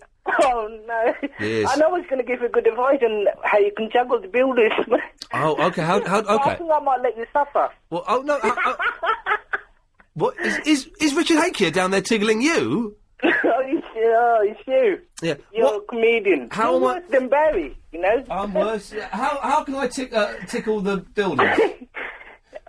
Ian, I'm crying, man. Yeah, you should be, because you're gonna get it. You know, I was going to ask you if you could do a little favour. You know when Barry from Watford rings? Yeah. If you could ask him, did he get a sat nav? did you eventually try and buy one? Because I was listening to your very earlier podcast thing. Steady on, yeah, go on. Oh, hiya, is that Barry? Up yours. Steady on, yeah, go on. Barry, can I ask you a question, please, mate? Steady I'm on, a great yeah, fan of go yours. Because I was listening to your podcast, and you had a little go at a gadget expert on Iain's show. There was only one dick. I was wondering, did you eventually get a set nav? Buttocks? Anyone for buttocks? Sat nav. You do the okey-cokies, and you turn around. No, not that one. You know the one that tells you where to go. Oh, the okey-cokie. Oh, the okey-cokie. Oh, the okey-cokie. Oh, hey, hey! You're right, Barry. Hello? Barry? Up yours. Hello? There was only one dick. Verinda should not have access to my back gate or the garden at the Villiers pub, Oxley Village. Why is that? No. Hey. Hello? No. Night. 1, 2, 3, 4, 5. Hello? I'm a bit sad. What are you saying? I'm not gay. Hello? Steve Allen is a bottler. Have you ever peed in a swimming pool? Many a times. You're safe. My phone's gone mash up. Oh, what happened? Did you knock it on your head? I've taken a pole on the chin. Oh. Are you homosexual? Not yet. Men are sexist. Men are sexist. Sorry? Men are sexist. Men are what? Sexy. Yeah, we know. Last 30 minutes of the show, so let's make it good. Don't muff it up. 0870 9090 973. Then don't forget, Clive Ball's on at 10, doing Boris Yeltsin special, Yeltsin Remembered. John Major's not on it, unfortunately, which is a shame. They're about to show that footage on Sky News where he's boozed up on stage. And he's doing a little dance. Not Clive Ball, Boris Yeltsin, although I do have footage of Mr. Ball doing that. And that, too, will be leaked onto the YouTube. Then Adrian Allen on at 1 o'clock, I would guess. 0870 9090 973 is the phone number if you want to take part. It's the Verinda impersonator. Oh, that was fun with Midge. It was fun with Midge, wasn't it? It was, did my clips come through? What clips? I was, repeating them. Well, you weren't on air. But, Well, but you weren't on air. What you weren't on? Well, I thought that was my cue, all the Verinda clips. I was just copying them. Well, it's good practice for you, but you certainly weren't on the radio. Right, that was a rubbish start. Do me again. Do what? Do me again. Start me again. Okay, all right, hang on a second. Okay, let's do that one. Ian Lee's. Okay, yeah, we've got that. Let's go to Chicken and Chips Boy in the Hackney. Hello, Chicken and Chips. No. Oh. No. But Verinda impersonator, I'm going to Chicken and Chips Boy now. We've got a celebrity on the line. Oh, gee whiz. Yeah. Talk about being pushed aside. Yeah, well, you can like talk... a sack of potatoes. Yeah, lovely big potatoes. They ain't nothing. No, Chicken and Chips Boy, you're the flavour of the month at the moment. What can we do for you? Make it quick. Chicken and Chips Boy? See that? He's scared of my aura. I scared him off with my talent. He ran away. You can do me again now. Start me again. Oh, all right. Hello, Chicken and Chips Boy here. Oh, where'd you come from? Good evening. Okay, right. Which of you is going to talk to me? I am. No, you're not. Well, I am. It's Chicken and Chips Boy here. Well, you... Verinda impersonator is a... Steady on. What did he say? He didn't say anything, but I could see where that sentence was going. Did you dump him? No, I didn't dump it. He just didn't say it. Hello, Chicken and Chips Boy here. Yeah, Chicken and Chips. Can you hear me? Yeah, I can. I'm right here. No, not you, Verinda, impersonator. Shut up. Why do you keep repeating yourself then? Because I thought you couldn't hear me. Well, I could hear you. I couldn't hear you for a while because you weren't talking. Make this quick. Yeah, make it quick. Boy. Shut up, Verinda impersonator, because you're rubbish. Look who's talking. Half pint. Ian, Dad, impersonator. You're not even failing all your GCSEs. Is that the real you on MySpace? The Larry Gay keeps telling me he's going to punch me. Yeah, it is you, wait. Yeah, it is you, wait. You wait, man. Right, we've got two kids arguing on the phone now. This is all... Hey! Right. Make it quick, I want more my turn. All right. Okay. Game. Shut up. Right, chicken... Right, shut up, both of you. All right. Chicken and chips, boy, you've got 30 seconds starting from now. Hello, if Sifu's there, please call in. And Verinda impersonator, you're a big girl and you wear black. No, I got bored of that. Right, Verinda impersonator. All of which makes me anxious. Chilled lines, dragon meat sausage. What a mouthful of sausage. I like the mushy peas. At times, terribly so. Bum ba da bum. It's the bum ba da bum. Verinda bum ba da bum. Impersonator. Yes, sir. Good evening.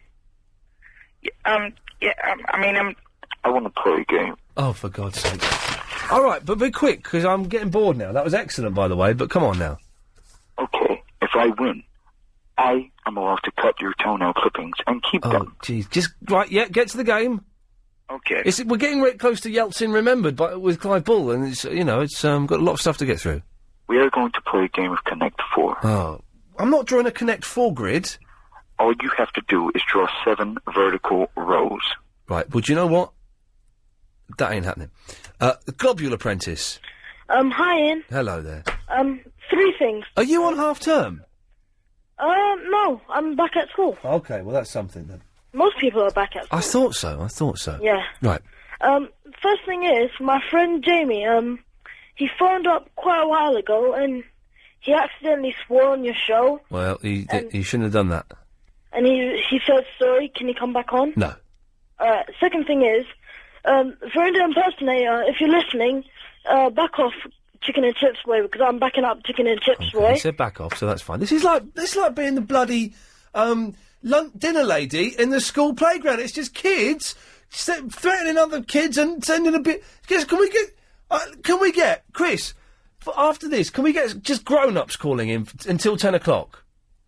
If we ask for them. Well, yeah. I'm telling you to get me grown-ups for the rest of the show. All right, grown-ups, phone in now. Oh, that's useless. Yes. Okay, and the third thing is, yes. I just want to sing quickly. All right. Okay. Do you know what B4 Banana theme? Could you put that on? The music? Yeah. Okay. Here we go.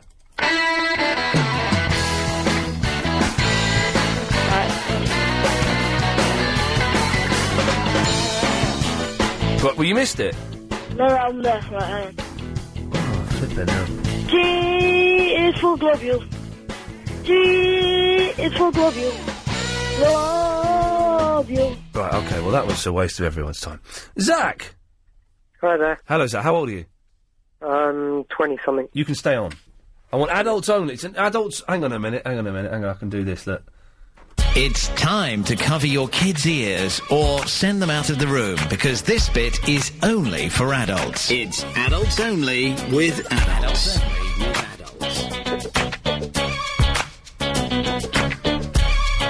Yeah, it's adults only. That's interesting, isn't it? Okay, Zach. Yes. What can we do for you? Not sure why I've been called up, but anyway, I'll have a chat. What do you mean you're not sure why you've been called up? Well, I didn't actually want to speak to you, but Chris just called me anyway. But did you call Chris up? I did, because I wanted to know where in yesterday's show the gymster was chatting about having a suit made out of toasties, toasted sandwiches. Oh, yeah, that was Jim from Texas. I was trying to figure out where on the show, on the podcast, that bit was. And he just said he would call me back, and then I'm on...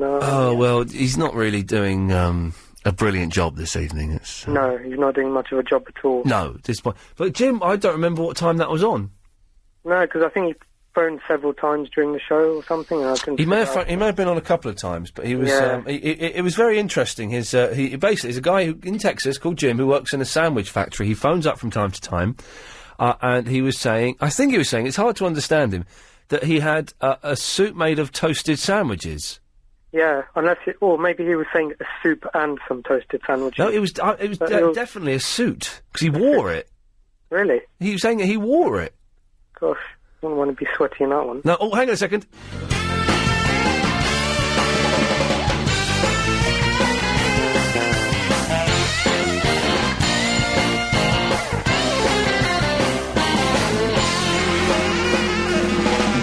excellent. Okay, right, so, Zach. Yes. Didn't know you were a fan of the koali. Of the what? Of the koali. The koali? Yeah. Want to hear some? Yeah. Oh, sorry, yes.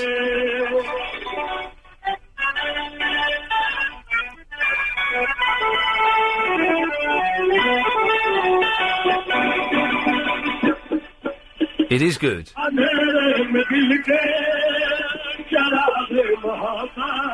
you got any Nusrat? Zach? Oh.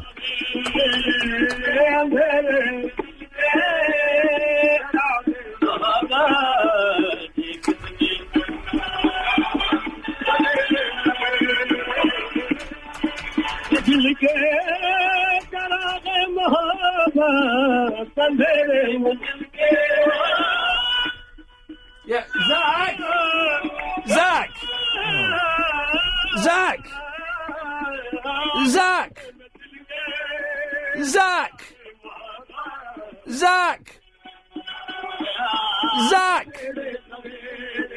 Zach! Right, I know how to do this. We hang up on him, and then we call him back. That should do it, shouldn't it? This touchscreen is even worse than the one next door. Hang on. Oh, no. Oh, no. What have I done? I nearly called up some woman called Joanne then. Come to me. Globule. Uh-huh.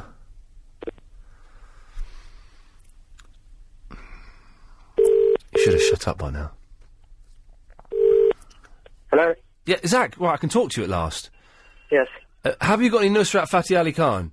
I can probably get some. Hang on a sec. You know, just if you had some... I saw him live in concert once. Oh, you did? Yeah, in Pakistan, it was good. Poor fellow's dead now. I know he's dead. Yeah. Good singer. He was.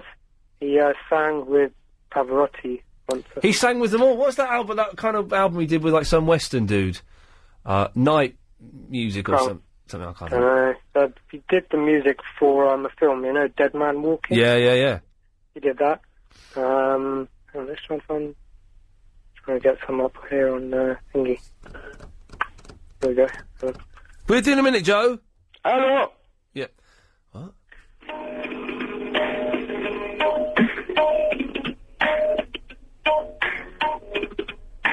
Okay. Zach, it doesn't come over quite as well. Chris, you're just putting rubbish callers through, mate. That's all that's calling in. What are you doing? I need a number for pirate radio reporting. Oh, well, yeah, what's the number of that pirate radio station we were listening to on the way home last night? 'Cause they were good. Oh, no, this number reports them. Because they're bad. What? Why would you want to... Oh, yeah, no, you're right, they're bad. Yeah. Oh, really? I hate pirate radios. Yeah, give that number to whoever called in and tell them to call it, because they're rubbish. Yeah, rubbish. Get me some good calls, mate, because he's a pony. I'm trying. I know, mate, but just try a little bit. Amy? Yes, Joe? Hello, Mr. Ali, how are you? Oh, yeah, things will go from... Yeah, excellent, Joe. Listen, I went to do my court case today. Oh, yeah. And it's good news, I got off. Fantastic. This was about the pyramid scam. Yes, the pyramid scheme that went wrong. But unfortunately, I put your name down as one of the board of directors. Oh, why did you do that? Because you are an important person, so I put your name. So you might be getting a telephone call from the Department of Trade and Industry to say that, what is going on. But don't tell them anything. By the way... I don't know anything, Joe. I just know you're some bloke that phones up and tries to get my bank account details. I don't know anything. Yes, but but we have proof, you see, because we have a communication, and that what it means is that we are in contact with each other. But don't worry, because my court case, I did at Jeffrey Atcha. Okay, I don't think I actually want to know what that is. I've got a vague idea what it is. I don't think I want to know. Right, let's just try and clear things up before we go to the travel with Amanda. Last 15 minutes of the show, 0870 9090 973. Can we have some grown-ups call? Now listen, I like young people calling up my show more than anyone. Okay, I really like it. But tonight it's like being a blooming babysitter. Please, sir, he said that about me and she said that I'm not interested. So for the last 15 minutes, I want grown-ups calling in, OK? And it's kind of will ease us into Yeltsin Remembered with Clive at 10, all right? Now, it's time for the latest travel news with Snorty Redmond. Please don't Amanda Redmond, sorry. Don't make me laugh No, again, please. no, I don't think I could. Okay, on the M1 heading into town, it's very... OK. Home of the hits. Here till 10 o'clock, then it's Clive Bull, of course. Yeltsin Remembered. Justin's in the Nebworth. Hello, Justin. Hello, mate, you alright? Yeah, I think so. It's nearly home time, so I'm almost looking forward to having my run at 10:30. Oh, where are you going? Anywhere nice? Well, I'm just going to go for a little 20-minute run just to loosen up a bit. Very nice. Be nice. Anyway. Yes. I need to. You've got Sky, you know, you've got the old Sky Plus and whatever. I've got the Sky Plus. It's the greatest thing God has given his people. Now, it's what's happened. I've moved out from London to Nebworth, and we barely pick you up. Right. So I've got about an 8-mile piece of cable running over the flat so I can get a signal. Oh, blimey. And I've got a digital telly with digital radio built into it, but Angular television, as we're on, doesn't go over till 2012. So we only get 1, 2, 3, 4 channels, that's it. 4 channels? Or not even Channel 5. Oh, well, you're not missing out on much there, but 4 channels, that's ridiculous. Yeah, especially when you've got a telly all built in, like Freeview and a digital radio all built into it. Yeah. And you can't pick it up. So we've been looking at getting Sky. Get it. And obviously that comes with broadband and the television and all that. Oh, yeah. Do you think it's worth having you on Sky? That's the main reason we're going to get it for, so we listen to you in the evening. Oh, what? Just to listen to LBC? Just to show, because we don't pick any London station up at all. We get Anglian news, everything Anglian. You don't want all that regional cack. It's just pain. Oh, it's so... Regional TV and radio is so bad. It's awful. It is like traffic jams in Cromer and there's been someone fell over in Norwich. Well, have you got the internet? No. We've got a telephone line, and if we was going to get it, we was going to get it, all of it. I wonder. Well, I don't know. Listen, I don't know about the Sky package with the broadband and the phone and all that. I don't know how that works. I don't know if that's any good or not. You get it with you get the radio though, didn't you, with the television? Oh, with the TV, you get us on. I think it's channel 0177, and it's like it's weird. Do you know? It's weird listening to the radio while watching the telly, and I didn't enjoy it for a long time. In fact, I still prefer. If I'm in the living room, I'll still have the radio on as opposed to watching it on the telly. Yeah. But if I can't pick up a station on the DAB or something, it's all right having the telly on, listening to the radio and using it as a radio. It works. Yeah. I guess you have that. I've had it before because the television's got a radio built into it already. So I've always, since I've had the telly, I was like the first person I knew. I mean, to go to Freeview. Well, there's and it's a case of like now I've moved here and it's like we've got nothing. Justin, get Sky. Get Sky. Oh, it's get Sky Plus. It will change your life. It will revolutionise the way you watch television. Yeah, you reckon it's that good, do you? Oh, I loved it. I put off getting Sky for ages, and I first of all because I couldn't really afford it, and then I thought it was. I always thought it was a little bit chavvy to have Sky. Yeah. And then when I got it, I thought, flipping out, I've missed out on all of this. Yeah. It's brilliant. And then the Sky Plus comes along, and it's I've got Sky Plus upstairs and downstairs now. I couldn't be without it. You've got 2 boxes. Or... Yeah. Oh, very nice. Yeah, very nice. Justin, get it, and then let me know what you think. I will indeed. Cheers. Good lad. Speak to you soon. Let's go to Ben in the Devon. Hello, Ben. Hi, Ian. How are you? I'm all right. I'm more for better for hearing your voice. Well, that's good to know. I've been a couple of weeks out of London, and from you moving from your old time slot, it's been even longer. It's been a hard few months, but tell me about it. It's very nice to hear your voice again. How are you, anyway? I'm fine. It's been an odd show tonight because we've had a load of kids phoning up, which is fine. But then it turned into a 9-year-old's birthday party, and they're all fighting, and they're all off their faces on sugar. So that was hard work. I'm thinking of going home. I've changed into my tracksuit, by the way, during the news at 30:30, and I'm going to go home. A bit more comfier, a bit more loose fitting. Yeah, but I look like I look terrible, to be honest. It's not a good sight. But I'm going to go home and have a little run for 20 minutes before bed. That's the plan. At least you have a plan, which is good. Yeah. Why do you laugh at that, Benjamin? Yeah, it's just Ben, actually. Well, you're not. You're christened Ben. I am christened Ben. Your birth certificate says Ben. It It does say Ben, not Benjamin, I'm afraid. What? I think I would Lazy. actually like to be a Benjamin. However, I was originally... The original thought was being called Rupert. Oh, so no. I don't know if Rupert's better than Ben. Oh, no, well, Benjamin. Ben is better than Rupert, but Ben is very, very lazy on the part of your But parents. you know, Rupert could hang me around certain circles that I can't hang around through with being called Ben. So maybe that might have been a good thing. I could hang around with some Taras or some Felicities. Ben's quite a posh name, though, isn't it? Was it? No, Colin. Who's that in the background? That's my friend Tom. Well, tell Thomas, or is he just Tom?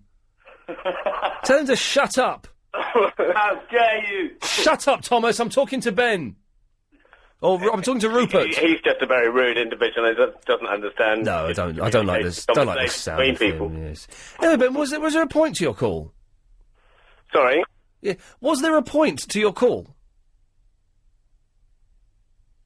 I think I've lost you. Well, no, I'm still here, Ben. Oh, marvellous.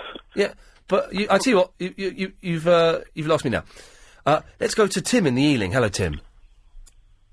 Oh, for God's sakes, Tim! Hello? Tim? Yeah? These are the grown-up calls, are they, Chris? Yeah. This is posh boys now. Yes, Tim. Yeah, I'd just like to request Clive Bull around Tinta. Clive Buller Run Tingtar? Yeah? I haven't got it. Oh, I don't want... It's that's Clive's jingle, though. What about, meow, meow, meow, meow, meow, meow, meow, Well, that's... meow, meow, meow, meow, meow, meow, meow. Yeah, that mate, that's a Clive Bull jingle.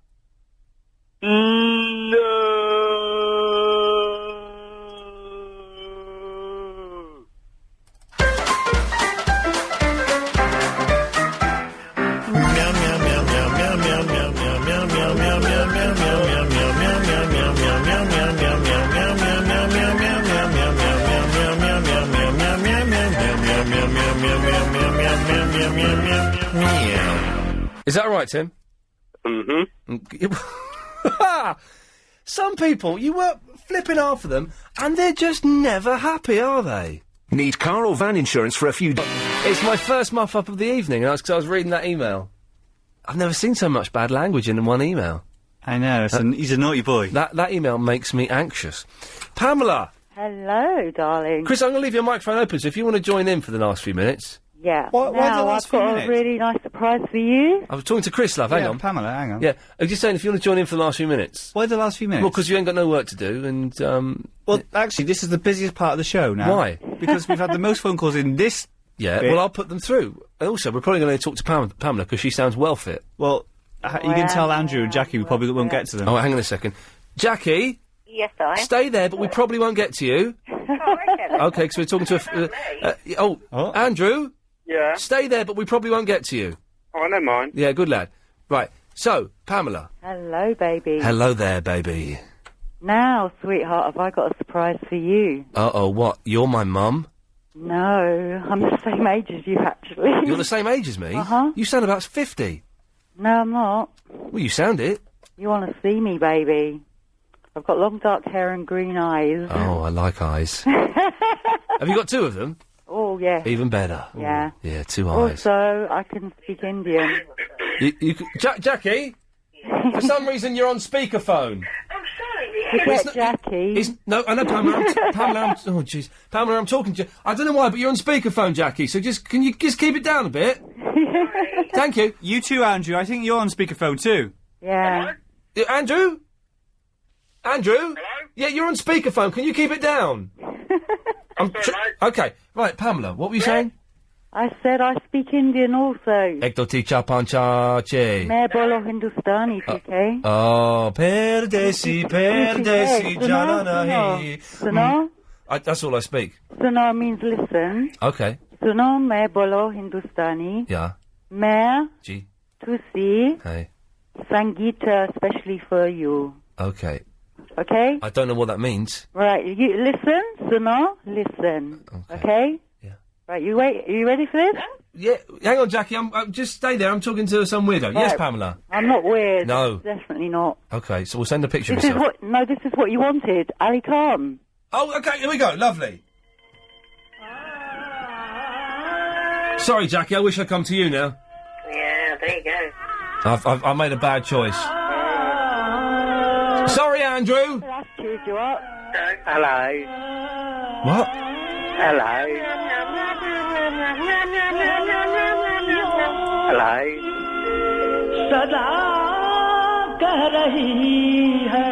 Hello? Hello. I like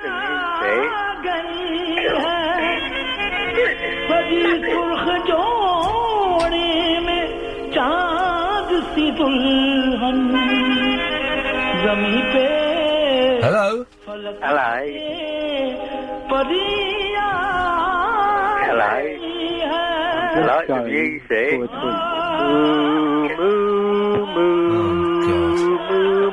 What's happened here? I love the music.